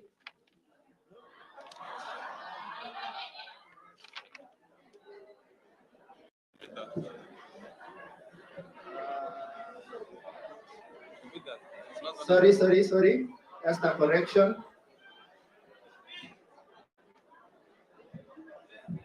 Gindole Chala Wario Gonad 193. Jaldesa Rehema Dida Gonad 13,350.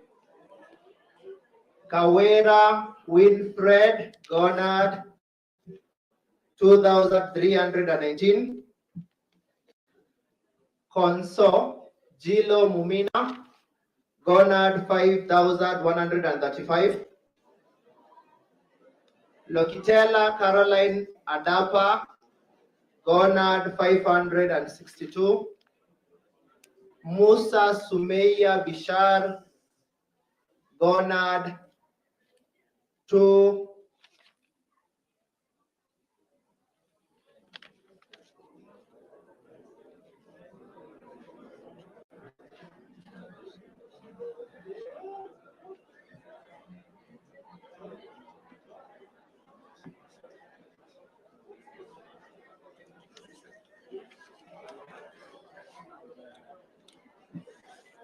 There is a mistake. These ones are more. 1, 2, 3, 4, 5, 6, 7, 8, 9. Yeah. So I just like Musa Sumeya Bishar Gonad 3,746. The total number of votes were 42,830. The total number of rejected ballots were 347.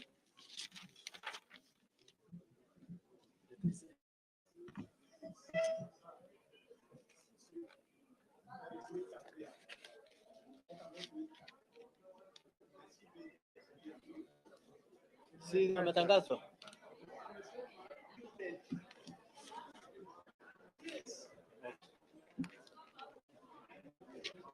Repeat the whole thing. And be careful. These are 9 and they are 9 over there. Yes. Just repeat again. Go ahead and repeat. Yes, I'll take a repeat. Okay, I will take a repeat for the county member to the National Assembly.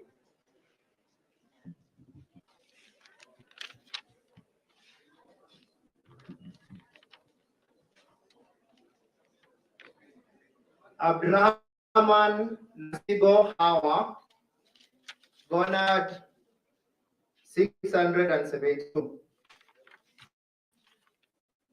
Gonaya Mumina Godo, Gonad 16,515. Indole Chala Wario, Gonad 193. Jaldesa Rehema Dida, Gonad 13,350. Kawera Winfred, Gonad 2,319. Kerema Milka Kawera, Gonad 5,135. Konso Jilo Mumina, Gonad 562. Logitela Caroline Adap, Gonad 276. Musa Sumeya Bishar, Gonad 3,746. The total number of votes were 42,630. The total number of rejected ballots were 347. County Governor. Result at the Tallying Center. The constituency is Isiolo North, county is Isiolo. The name of the constituency tallying center is Isiolo Girls Secondary School.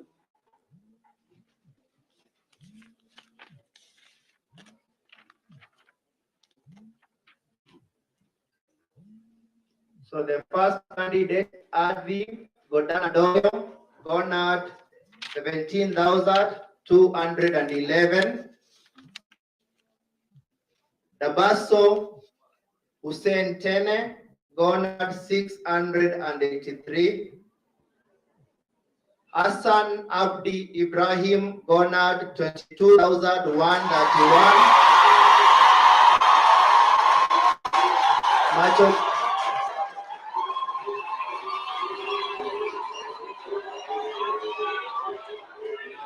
Machogoma. Hello. Kindly please, shelf celebrations for outside these premises. Tafadhali tunawaomba ili tuweze kumaliza. Si mlikuwa mnataka kumaliza haraka? Basi tafadhali mtupatie nafasi.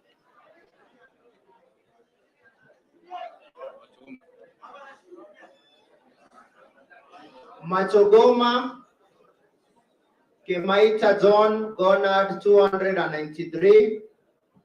Maoroe Kenneth Tribu, Gonad 312. Wario Wako Halake Dida, Gonad 1,955. The total number of votes were 42,720. The total number of rejected ballots were 410.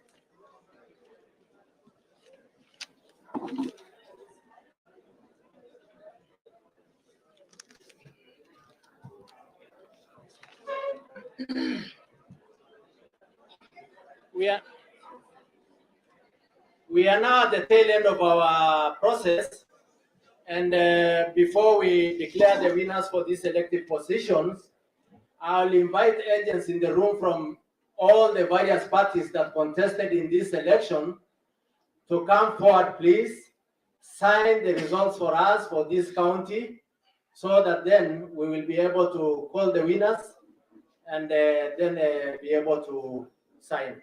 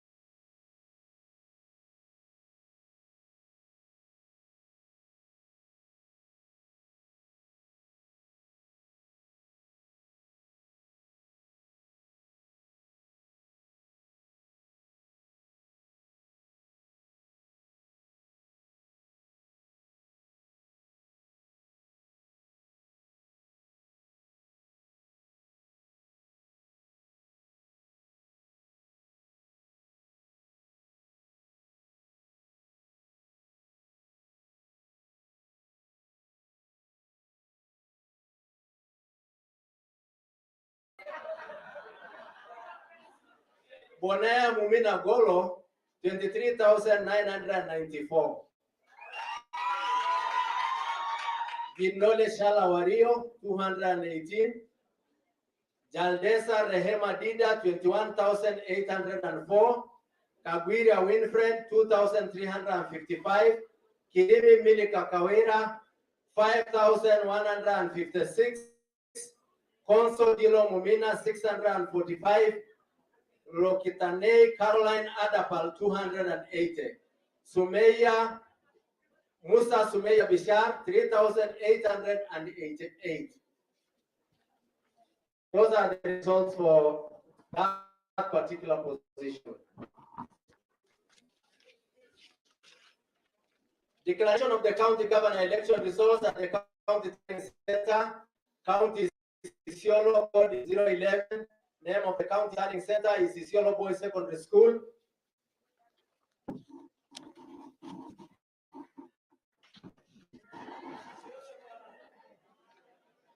Aggregate results for the various candidates. Adi Gonaya Doyo, 26,270.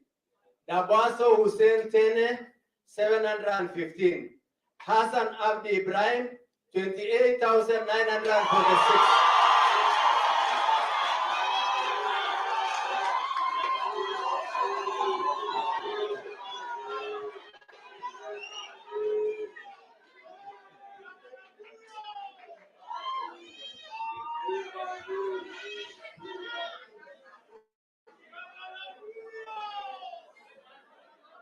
Basi. Mashunguma Kemaita John, 299. Maware Kenneth Toribo, 319. Wako Halake Dida, 2,249. Those are the results for the governor position.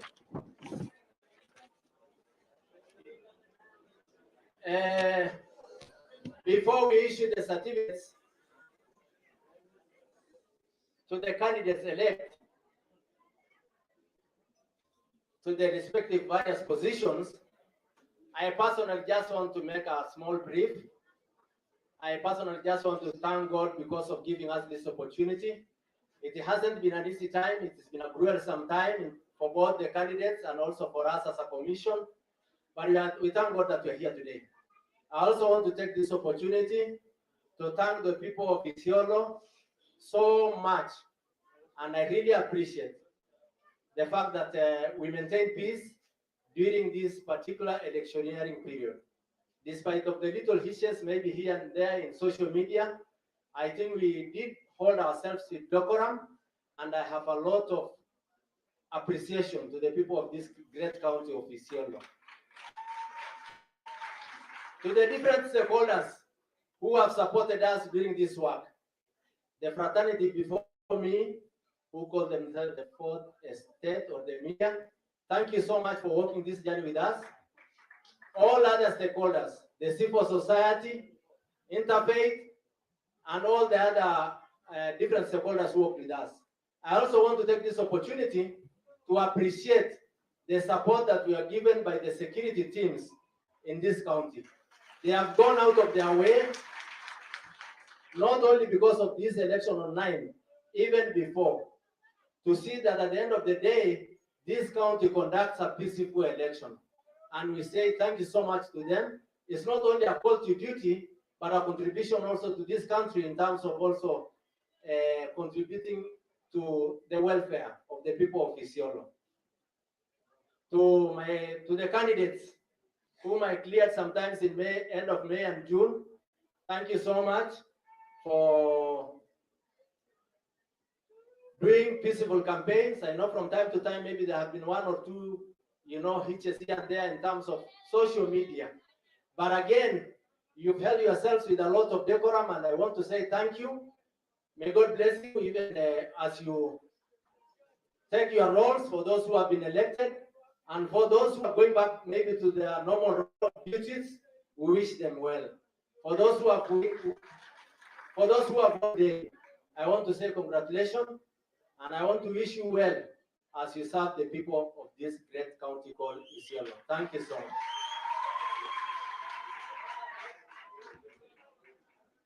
I now want to take this opportunity to call upon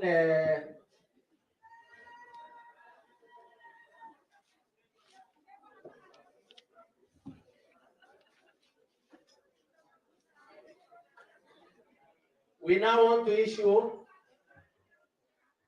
the certificate of the different elected leaders to the various positions, and lawfully we are supposed to go by an order, and we'll begin with the Senate, and then we'll go to the women rep, and then the governor will close this particular session.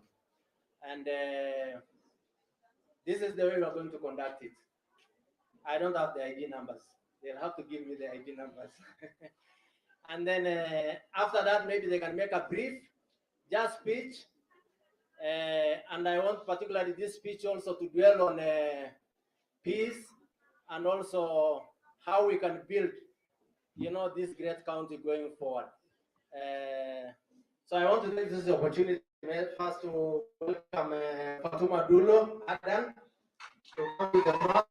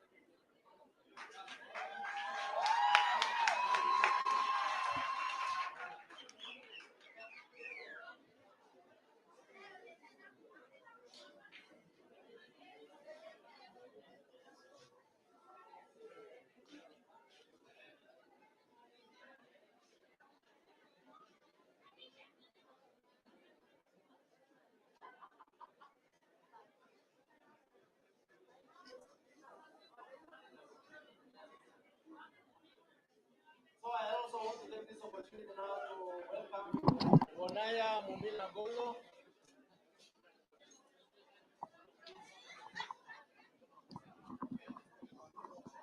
Nachukua hii fursa kumkaribisha Bonaya Mumila Golo.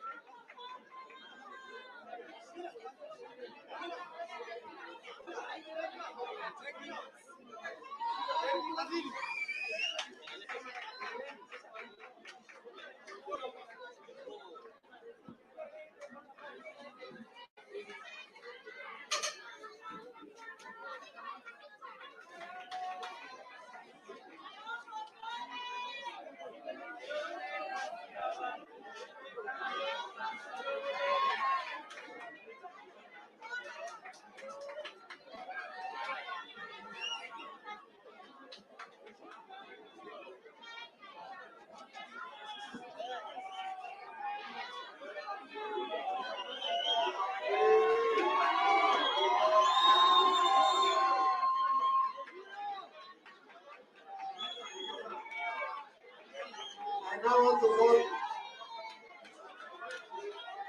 to take this opportunity to call Hassan Abdi Ibrahim to come forward.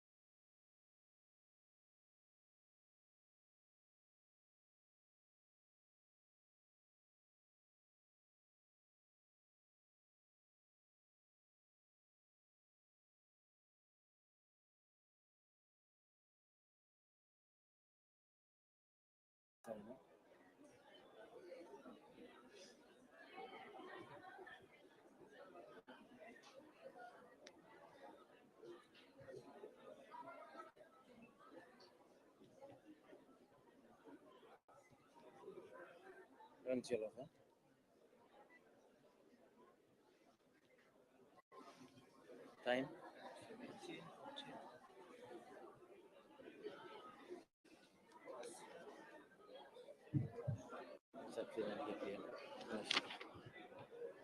Oh, that's supposed to stand there.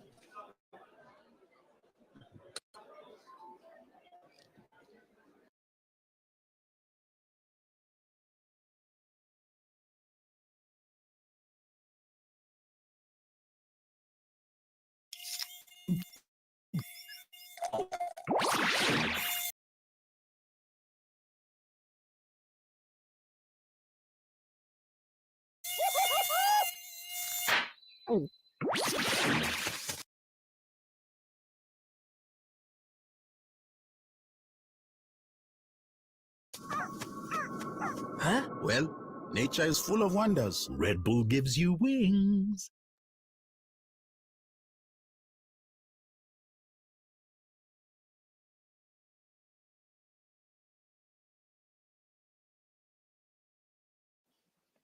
$23,855. Hooker Ahmed Adan Gonad 404. Isa Abdi Ibrahim Gonad 946. Lokitela Augustino Gonad 637. Mohammed Nu Ibrahim Gonad 13,793.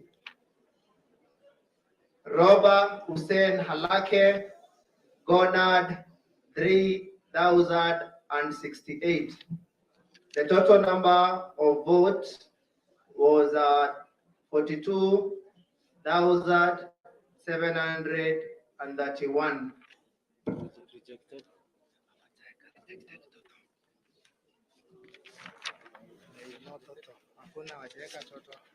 Okay, endelea na hiyo. For women rep or county women member to the National Assembly, constituency Isiolo North, county Isiolo. Name of constituency tallying center Isiolo Girls Secondary School. Abdrahaman Nasibo Hawo Gonad 672. Bonaya Mumina Golo Gonad 16,515. Jaldesa Rehema Dida Gonad 193.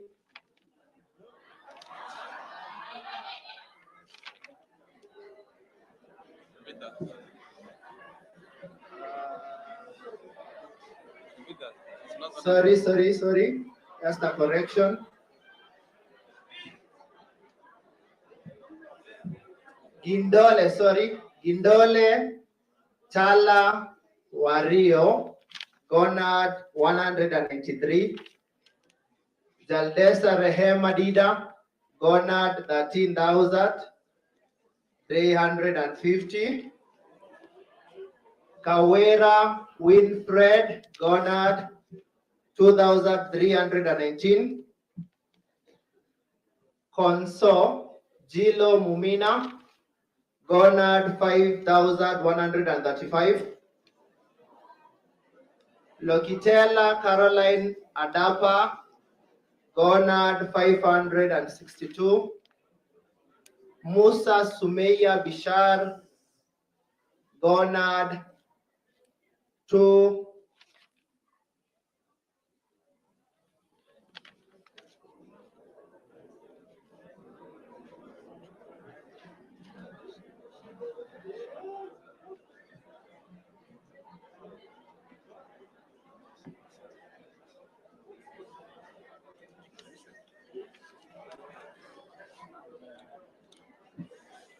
there is a mistake. These ones are more. 1, 2, 3, 4, 5, 6, 7, 8, 9. Yeah. So I just 9. Musa Sumeya Bishar garnered 3,746. The total number of voters or votes were 42,830. The total number of rejected ballots were 347.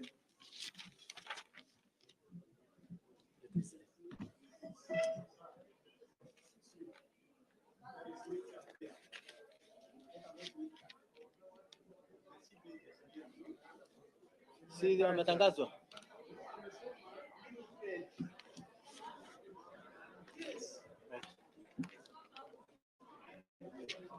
Repeat the whole thing. Repeat the whole thing. And be careful. These are 9 and they are 9 on the other end. Yes. Just repeat again. Go ahead and repeat. Just say I'll take a repeat. Okay, I will take a repeat for the county women member to the National Assembly.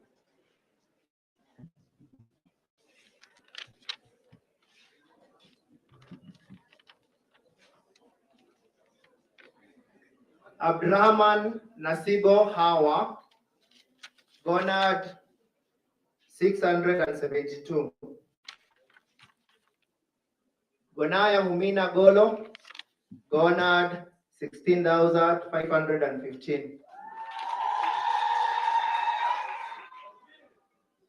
Indole Chala Wario garnered 193.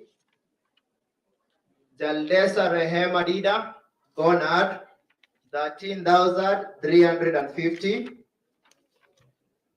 Kawera Winfred garnered 2,319.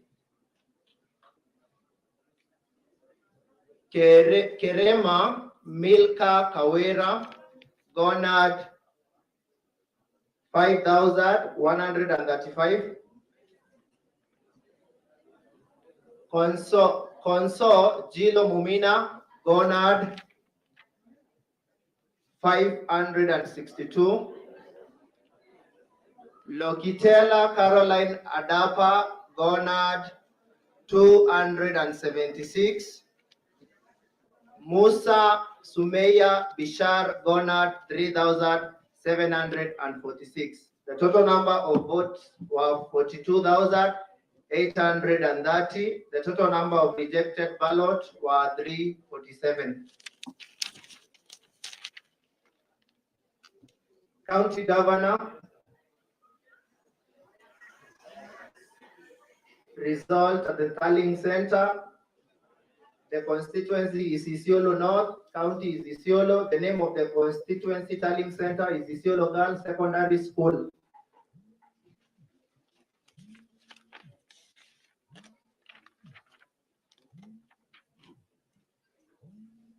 So the first candidate, Advi Godana Doyo, garnered 17,211. Dabaso Hussein Tene garnered 683. Hassan Abdi Ibrahim garnered 22,131.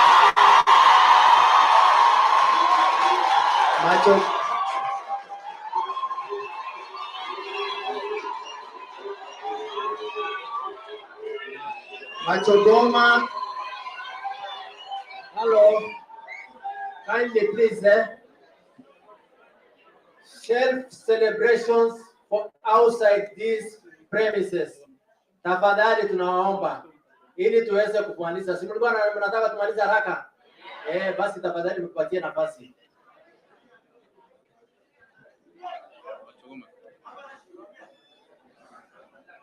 Machogoma Kemaita John garnered 293. Maoroe Kenneth Toribu garnered 312. Wako Halake Dida garnered 1,955. The total number of votes were 42,720. The total number of rejected ballots were 410.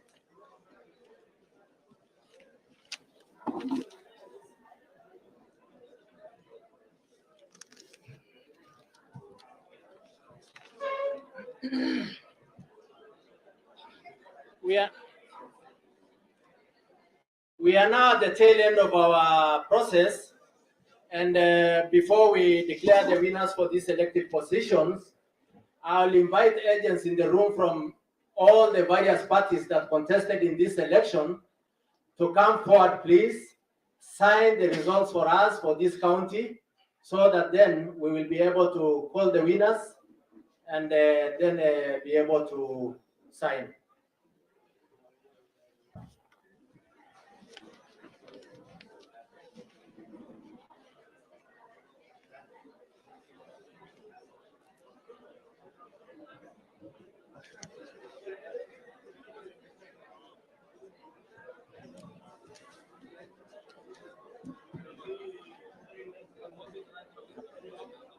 Signature of agents.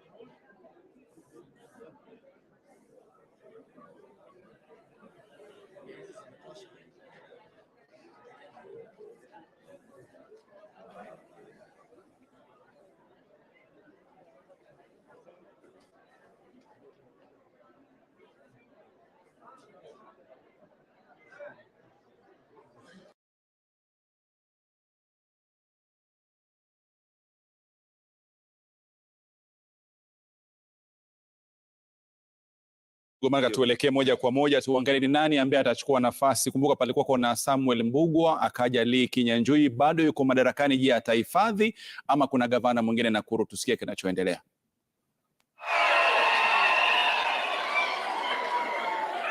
Ghana 440,707.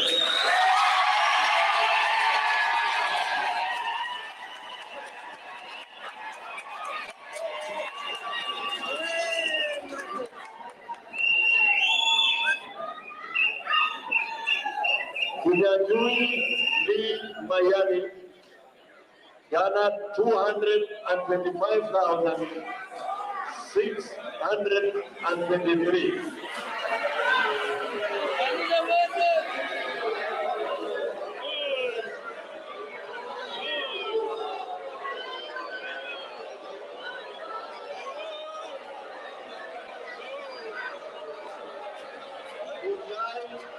James Kiarie, Manali, let me finish. Mungai James Kiarie, Ghana 1,649. Munywa Nicholas, Ghana 697.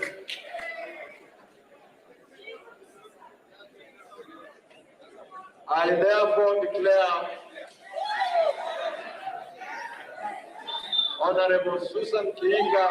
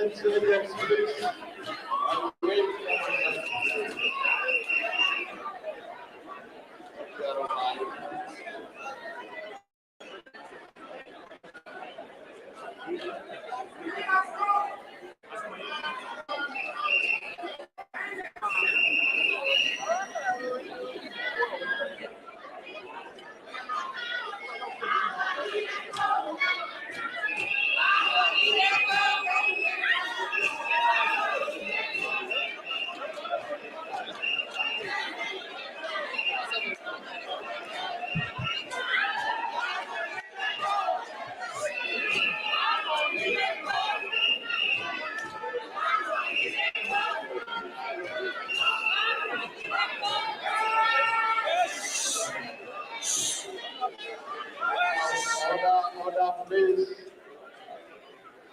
Now, ladies and gentlemen, of course, all protocols observed.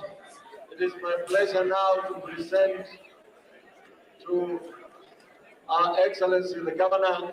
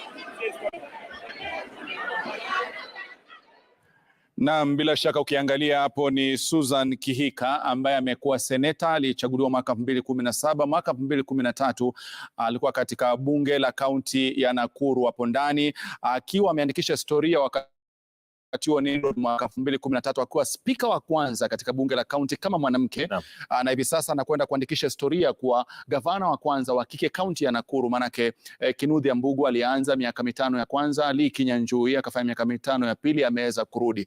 Lakini kitu ambacho tutaweza kujifunza ni kwamba alipochaguliwa mwaka 2017 alikuwa kama karanja wa wengi pale kupitia chama cha Jubilee, na baadaye ndio wakaondoka wakaenda zao kwa chama cha UDA.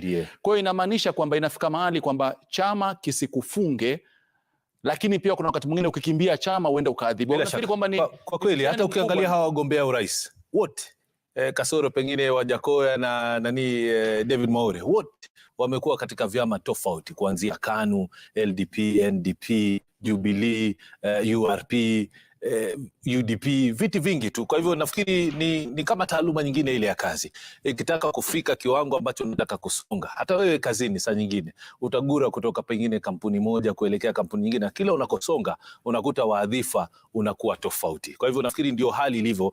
Ikiwa pengine kwa mtu ambaye nafikiri atasema amekita mizizi katika chama fulani, unakuta unapoteza. Hata ukiangalia vigogo kama vile kina Chirao Ali Mwakwere zama hizo, chama ambacho kilikuwa ambacho ni mahiri sana katika mkoa wa Pwani, si chama ambacho walisimama nacho. Hivi sasa wanageuka, hata wanachukua vyama ambavyo pengine havina umaarufu katika sehemu fulani, lakini heri kubadilisha, kuona kwamba utapata nafasi nyingine. Chukua mfano wa gavana aliyechaguliwa kaunti ya Uasin Gishu, koti moja, alikuwa KANU muda mrefu. Na nafikiri tuanze na aliyeteuliwa kama spika mteule kaunti ya Nakuru, Tabitha Karanja. Seneta kumradhi, mteule. Muko watu wa Nakuru, muko, asanteni sana. Tuseme asanteni sana kwa wale wako hapa leo, na asanti sana kwa Mungu wetu. Najua tumetembea safari na Mungu ndiye amefanya tufike hapa leo. Kwa hivyo tunashukuru Mungu. Nataka kuchukua nafasi hii pia nishukuru watu wa Nakuru. Asanteni sana kwa kunichagua niwe seneta wenu. Najua I owe the Nakuru people my service kwa sababu wamenichagua na the biggest votes. I know I have the highest votes as the senator of Nakuru County. I know I won in all the polling stations across the Nakuru County. I promise you that will work for you. Thank you for the trust you've given to me. Thank you for the love that you've shown me. Mine now, as we end this campaign, and now we take the certificate, I can only promise you that now we'll start working for you immediately, and you'll see our work, and I will not let you down.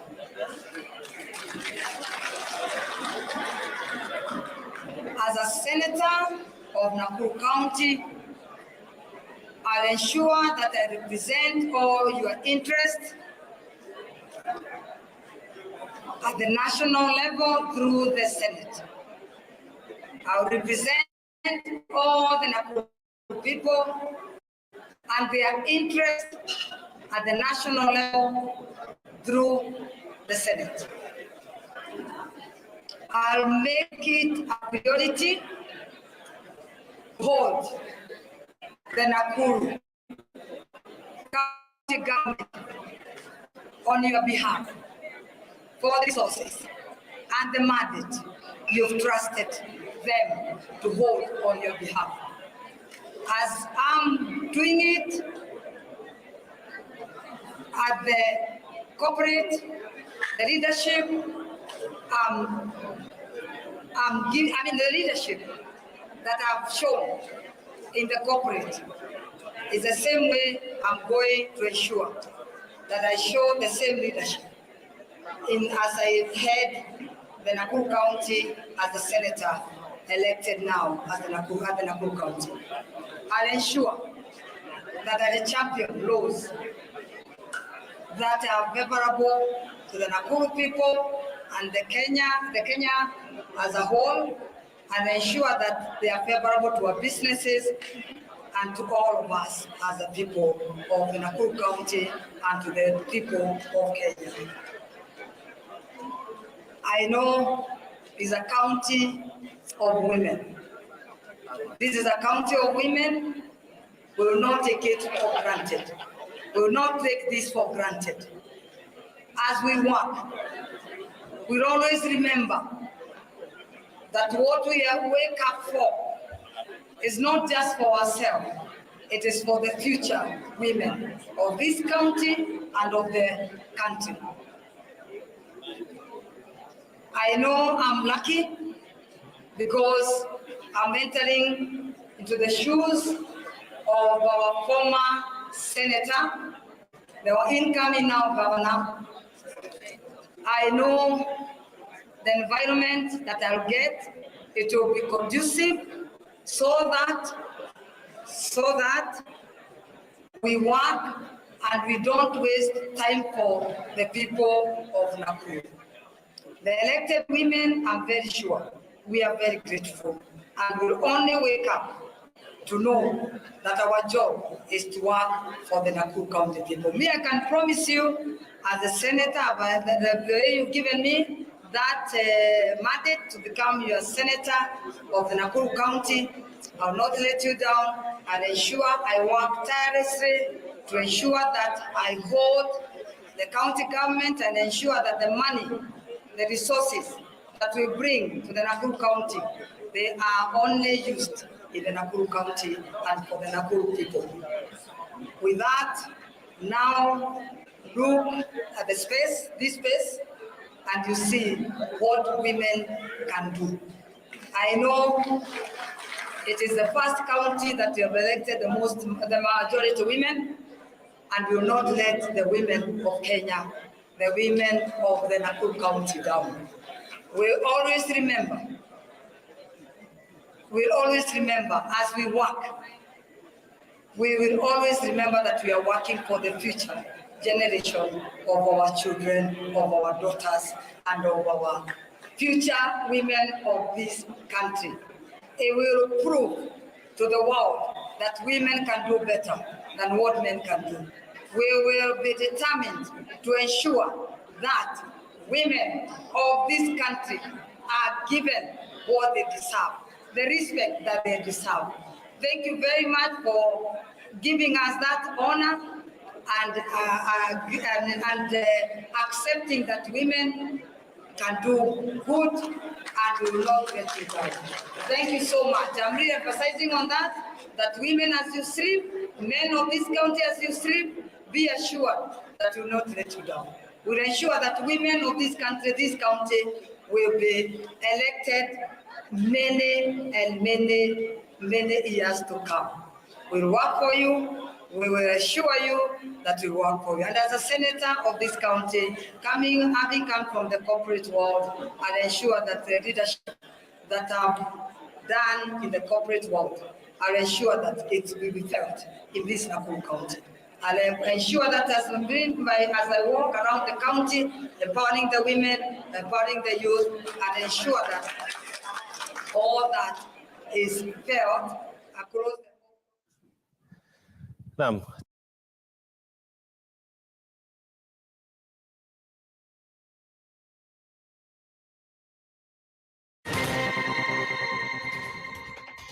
And welcome back to Jeff Kanenge live here at Citizen Television. What a great show we're having, folks. Lee Njiru had a front row seat to history unfolding more than 4 decades. That's right, he was spokesman for, he worked under President Jomo Kenyatta for a year and a half, and then for more than 40 years for President Daniel Arap Moi. This man knows his history and he knows dates like at the tip of his, like on the tip of his fingers. I got a lot of questions for you, Lee. Lots of questions. Before we go to about how you planned President Moi's funeral and all that, here's a question. If you were so close to President Moi, why has he not acknowledged during all the farewell and burial ceremonies? We expected that he would have been given a chance to give a tribute, but you were totally ignored. Why? There are rumors that the family had issues with you.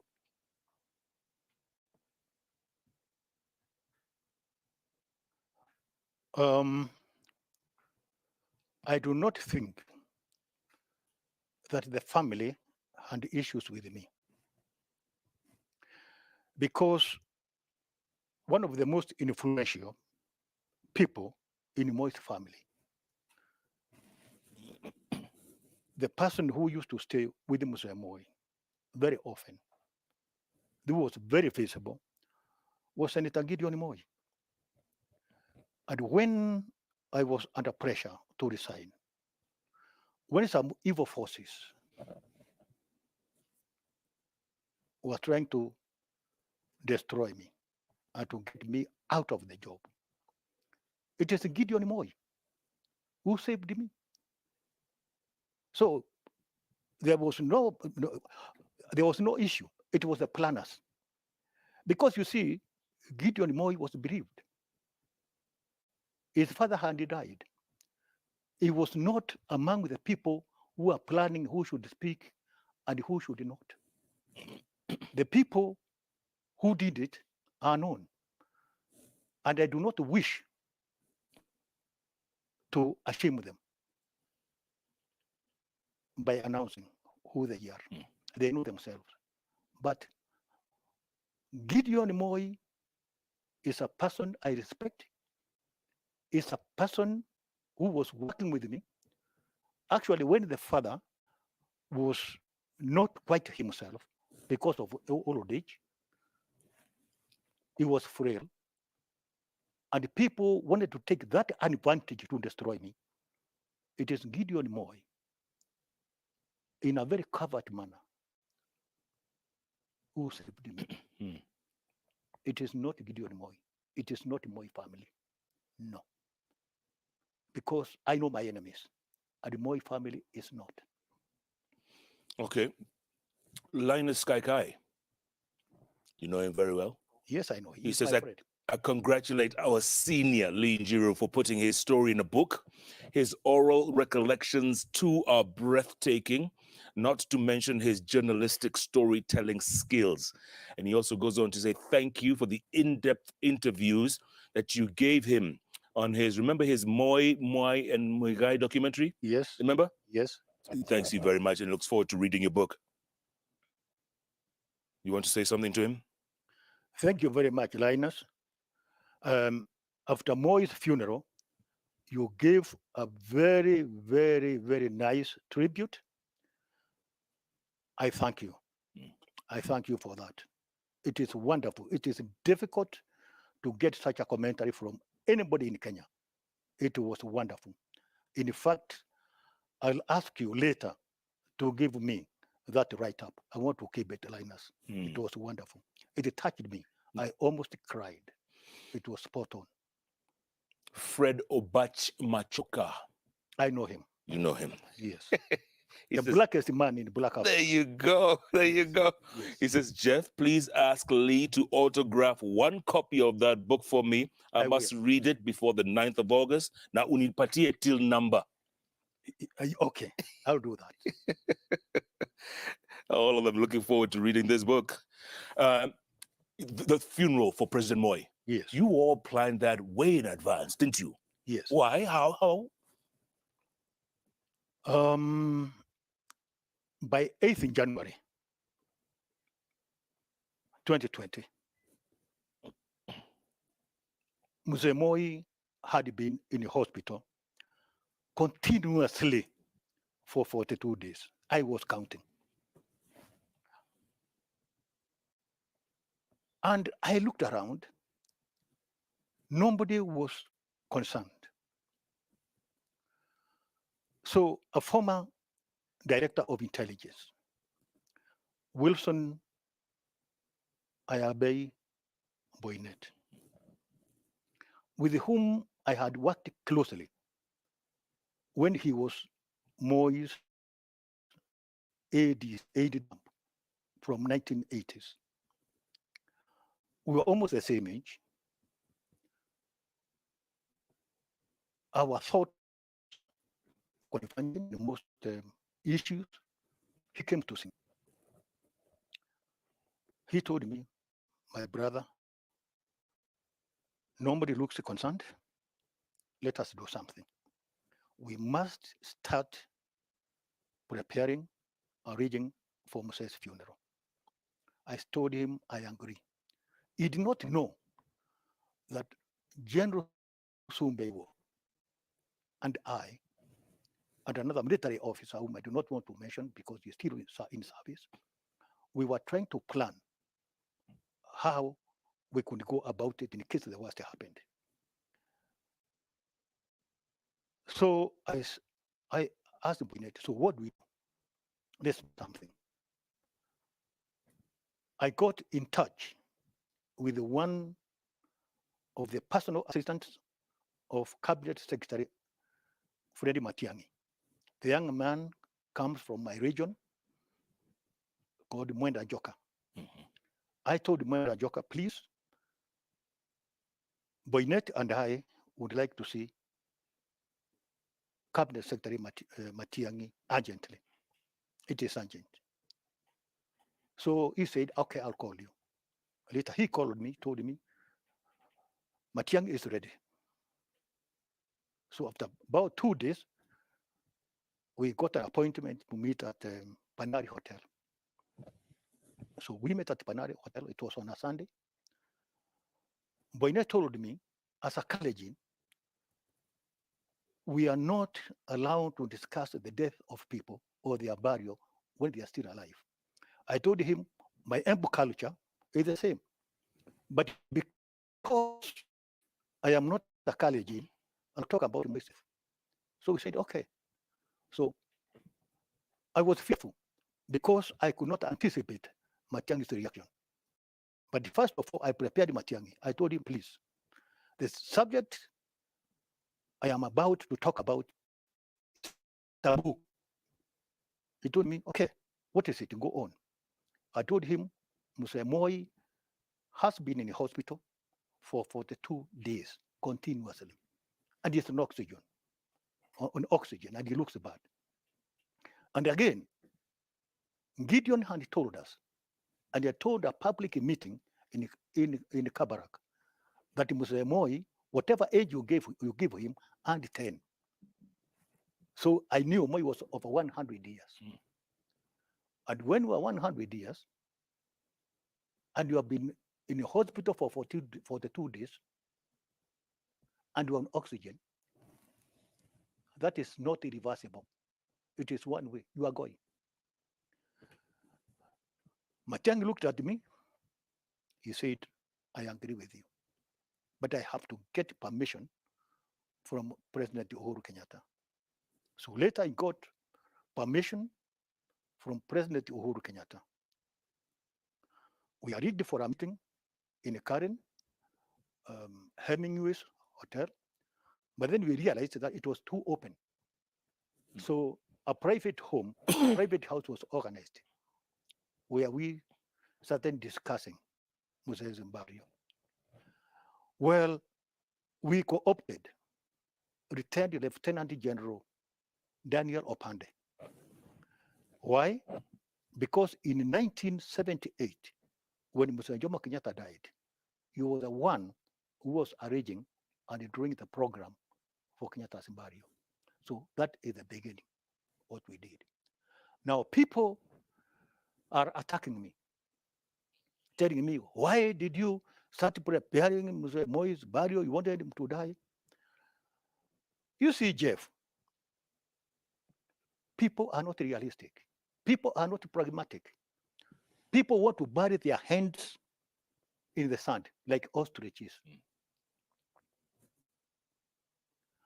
What is wrong with planning somebody's death when you're over 100 years? Then why do you have, what is wrong with the planning? Why do you have 2030? You are planning for 2030. Presidents have bulletproof jackets. You know, people live in a time warp.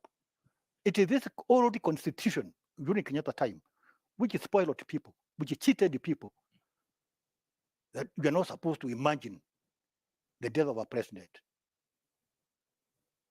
It's reasonable even to encompass to imagine. Jesus Christ, he died. Churchill died. Then who do you think you are? Then why do you have Minister of Planning? You think you will not die? That is why people get into problems. They start when their wives are pregnant, they do not want to plan. That's why they come and bother us. My wife has given birth. It's an emergency. It's the same thing. Okay. My phone is so many messages, Lee. My phone just died on me, but I know. What's the best moment, the happiest moment during your serving the presidents?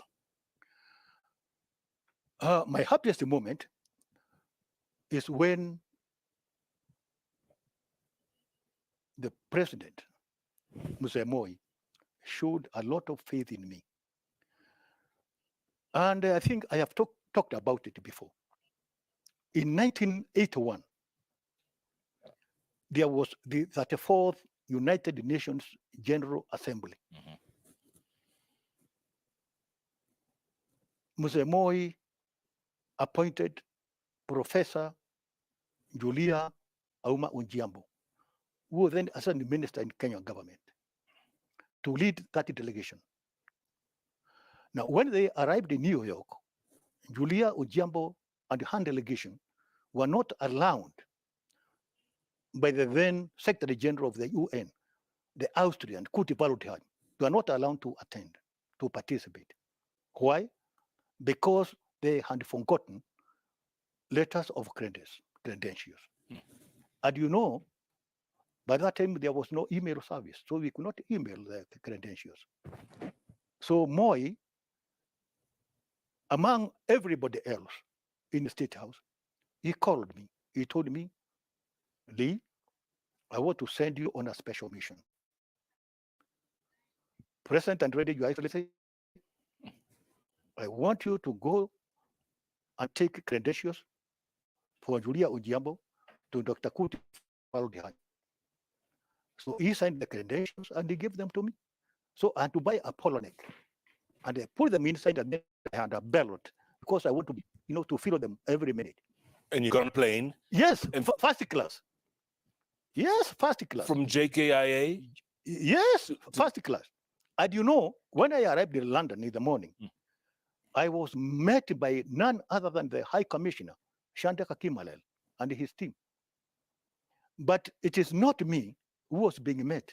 It is a document which had green signature. Yes. Moise. From there was put on British Airways, first class, my friend. All the way to New York? All the way to New York. In New York, at the airport, I was met by 3 people. One, Kenya's permanent rep to the UN, Charles Gatare Maina. His deputy, Francis Kasina, press attaché, Kumbu Chokwe. And it is not me who was being met. It is a document. Which was still inside your polo neck. Yes, I was, feeling it every time. Yeah. Yeah. From there now, I went to the UN headquarters. Did they make it in time? Did they make it in time with the documents? They made it? Yes. So I took the document to the Secretary General, Dr. Kurt Waldheim. Yes. I do not want to tell you this because you'll be surprised. You think I'm a very important person. Do you know the hotel where I was put? Go on. Waldorf Astoria. Oh, I know it. Waldorf Do you know Astoria. it just half a million per day? Kenya shillings? What? Yes. That's where you were staying? Yes. You know why? Because of the document. Not because of you. No. Because of the documents. Because of the document. Waldorf Astoria. Yeah, Waldorf Astoria. Yes. On you know it. Of course I know it. Right off of Is it a small hotel? Park Avenue in the 50s. I think 52nd Street. Yes. Beautiful hotel. Yes. Wow. Wow. Now, yes. That was one of my best moments. Being picked by the president and being sent to New York. And you see, I was feeling big, Yeah. The permanent representative to the UN, yes, Charles Maina, Francis Kasina, and Kumbu Chokwe. Do you know how old I was? How old are you? 1981, 32 years. Wow. Energetic young man. Yes. Yeah. A big crop of hair. Yeah. There's another great story that you tell about Moi and his rungu. Yes. Go on. Well, that was something else. From New York, now when I presented the credentials to Kurt Waldheim, I telephoned Mzee Moi. I told him, I have done my job. What do I do? He told me, stay there. I'll find you in the So Mzee came later after about 4 days. To the wall, stay at Waldorf? Yes, I sent the Waldorf Astoria. He had addressed the meeting that for the United Nations General there, we flew to Washington. And Mzee was given lunch by the marijuana smoking mayor, Marion Shapiro Bumbari. Yes, Barry. yes, Marion Barry. You know Marion Shapiro Bumbari? Yes. Okay? Yeah. From there, we stayed in Washington for some time, then flew to Los Angeles. We were staying at the Bonaventure Hotel in Los Angeles. Then he was given lunch by the mayor, who was also black. Okay? Now, when we were descending the stairs, Mzee Moi was holding the balustrades. Then his ivory button fell. Fimbo ya nyayo. Fimbo ya nyayo. Fell. It fell. And cracked. And it broke into two.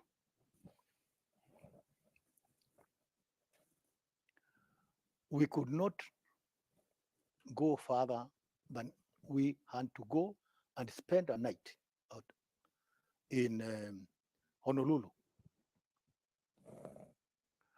I was asked, how can we get another room here? Can they fashion one? No, they couldn't. Why not stick it together with sellotape or something? No. Glue. It was badly broken. So we telephoned Nairobi State House.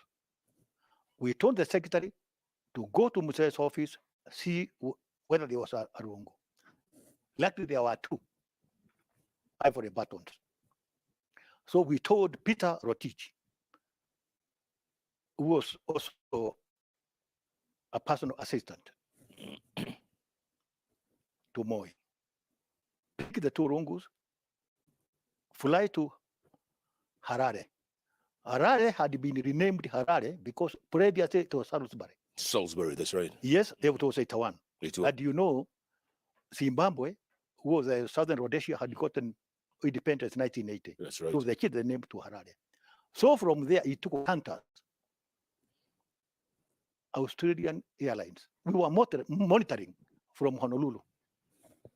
So he flew across Southeast Asia. So we met in Sydney. In Sydney? In Sydney, Australia. You guys flew from Honolulu? From Honolulu to Sydney. And you know, we flew on Monday. And we lost a Tuesday because we crossed the international data line. So I lost a Tuesday in my life. Yeah. Okay? Yeah. Though we met in Sydney, Peter boarded the plane, gave the old man his ivory button, and he descended, waving it. Like to nothing. Kenyans who were waiting for him. Yes. Then from there, we flew to Melbourne. In Melbourne, we were staying at a hotel, Victoria Hotel. That is where we were watching the assassination of Anwar el-Sadat. In Egypt. In Egypt. Wow. Okay. By his soldiers during a parade. Yes. To celebrate a national day. Yeah. What was that, 81? 1981. From there now, Mzee went for retreat in Canberra, then back to Melbourne. Then we came to Karachi, then to London, then to Nairobi. Now, because we were fearful, because now Mzee started fearing, because now people were being assassinated everywhere. So we did not land in Nairobi from Gong side. We landed from the opposite direction. Wow. And you, obviously he was allowed. Nobody does that, huh? Yes, nobody does that. You were the president. That is the rungu. So there are some things I value. I always value Julia Onjiambo. I'll look for her and I buy a goat for her because her forgetfulness made me stay in one of Astoria for a long time. And it was enjoyable. Yeah. And now her daughter works for the UN in New York City. Yes. Right? Yes. Sandra Ajambo. Yes. Imagine. Life is like that. There was another story. So the coup in 82. Yes. Was that a tough time? It was a tough time. a tough time. He changed after that, didn't he? You see, the president is a human being. When you know that people want to kill you, you have to be on the defensive. And what made Moi annoyed is that after the coup was crushed by General Mohammed and other soldiers, Mulinge brought 2 letters to State House. One was written to Mulinge by Agsi politician. Another one by a Luya politician.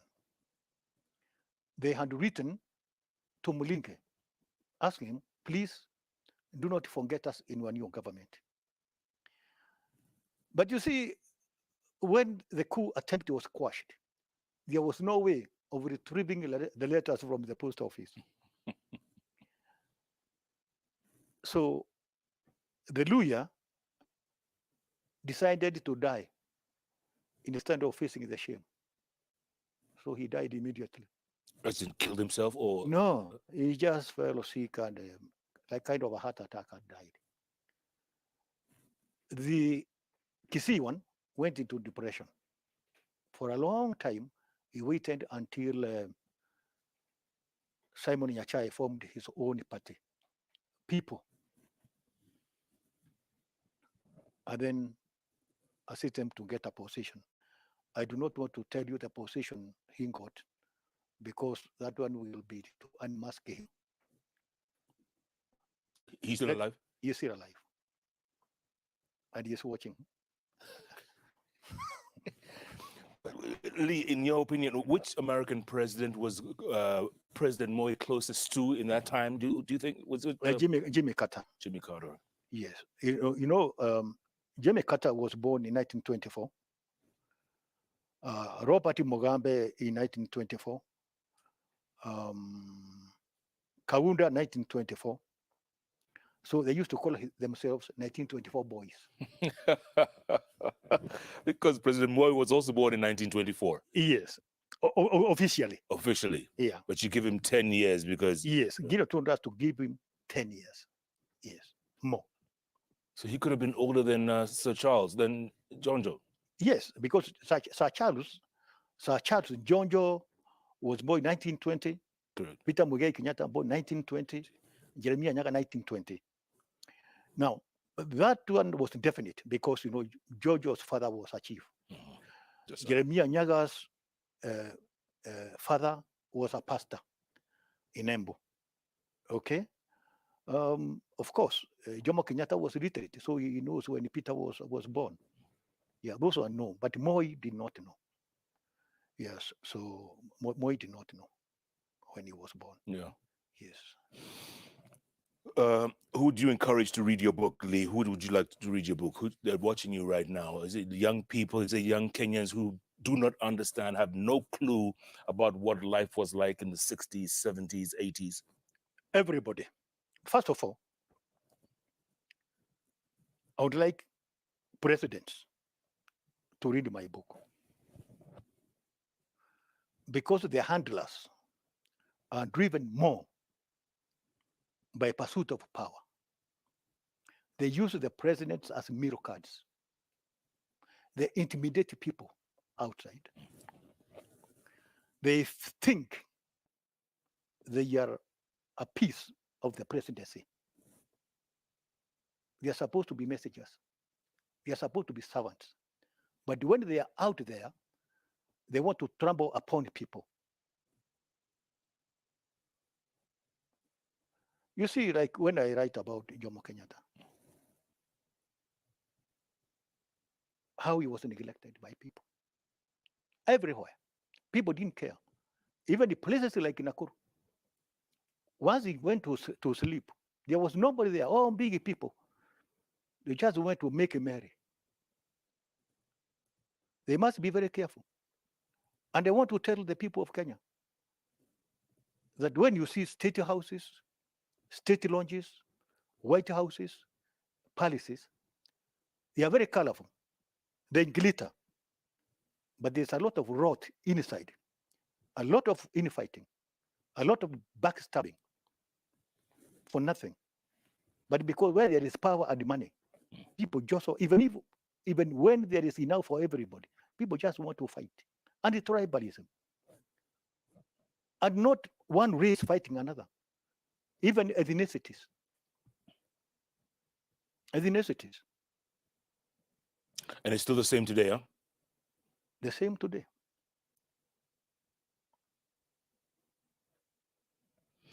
Lots of messages coming in, Lee. So many messages. What are you doing now? Where do you live? What do you do for a living? Farming, pension? Where's your family? When people serve so diligently for so long, what happens when they retire? So what are you doing now? I've got a small farm. I grow vegetables. That is what I live in. I live on. When you retire, don't overwork yourself. Don't overload yourself with too many things. When people retire, many people, then go and get married. When you get married at the age of 60, then you have small children. Then you die very quickly. Yeah, myself, I just live like a bachelor. So I haven't got enough. I can assure you I will not starve. What do I need? I just need 2 houses. One to live in and one to live on. I like that. One to live in? One to live on. My mentor, my boss, act like a fool to survive. Thank you, sir. That's Carol Kihara. And then Francis Gashuri says, bravo to Lee. Looking forward to read his memoir. A question for him. What lessons can current and future presidents, pressmen do and not do? First of all, I want to advise not only president's pressmen. I want to advise all pressmen. The job of a pressman is very glamorous. They appear on TV. They have bylines on newspapers. That one might make them think that they are very important and forget themselves. Politicians will call you by your first name. They will smile at you because they want good copy from you. But when you are no longer working, you realize that you are alone. As long as you live, you got only 2 friends, genuine friends. Those ones will never forsake you. One is God. The second one is your money. God and money, those are your best friends. And if you don't have one of them? You are finished. You are not only finished, you are finished completely. Francis also wants to know, what's the biggest misconception that people had about Daniel Arap Moi? The biggest misconception? The biggest misconception was that he was a tribalist. Because I do not know why. When the people looked at State House and they see any black person there, you are a Kaleji, especially presidential press. I was the director throughout. I'm a Moembu. My deputy, one of my deputies, Alina Kasum, was a Swahili from the coast. One of my chief information officers was a Luya, Francis Molinya. My cameraman, I had Johnny Moyeshi, Aluya. I had Musa Alushura Sakwa, Aluya. I got the producers, Agna Sande Mahakara, Aluya. John Omenda, Aluya. Memeru are there, photographers. Nicholas Nthenge Kamba. But you see, people had a tendency of thinking that, oh, those are colored just because they are black. Those were misconceptions. Yeah. The secretary throughout was a Julia Maloba, Hallelujah. But people thought she was a Kalenjin. That was a misconception. He was not a tribalist. But you see, the president may not have known about the messengers. Now, the people who employ messengers, they had a tendency of employing people from their own villages. But it was not Moi's policy. No. Muzee wanted regional balance. He wanted people from everywhere. Yes. My secretaries, one was Kikuyu, the other one was Taita, and Aluya had 3 secretaries. And Muzee was very happy. That is what he wanted. But you see, when you are too busy with the matters of state, there's a lot of monkey business going down below there. Like now, President Uhuru Kenyatta does not know the grass cutters, the people who are tending the flower beds. He may not know. If they are Kikuyus, people may think, oh, he's a tribalist. He is not. Some people, they are let down by the people who are supposed to do better. Yeah. Yes. Your former job is now actually held by a press woman. Yes. Kanze Dana. Yes. Right? Yes. How different do you think her job is from the one you had? You see, initially, mine was a very difficult job because now everything is digital, real time. During my early days as director of presidential press, if we are covering a function in Mandera, you have to bring material physically. I had to hire planes every now and then. In places like Moyale, Busia, Narok, you have to bring films. Yeah, our job is easier now. Mine was very difficult to start with. Yeah. I must add Kanze Dana Mararo, just in case Nick calls me in now. Yeah. Well done. There are many people who work for President Uhuru Kenyatta who have a few weeks left in office. They will be absorbed into the civil service, or do they leave with President Uhuru? Now, there is what we call the Presidential Retirement Benefits Act, which was signed into law in 2003, 30th December, in Mombasa, by President Kibaki. You are allowed one press officer and one photographer. That is for President Uhuru Kenyatta. About 2 chiefs, gardeners, an ADC.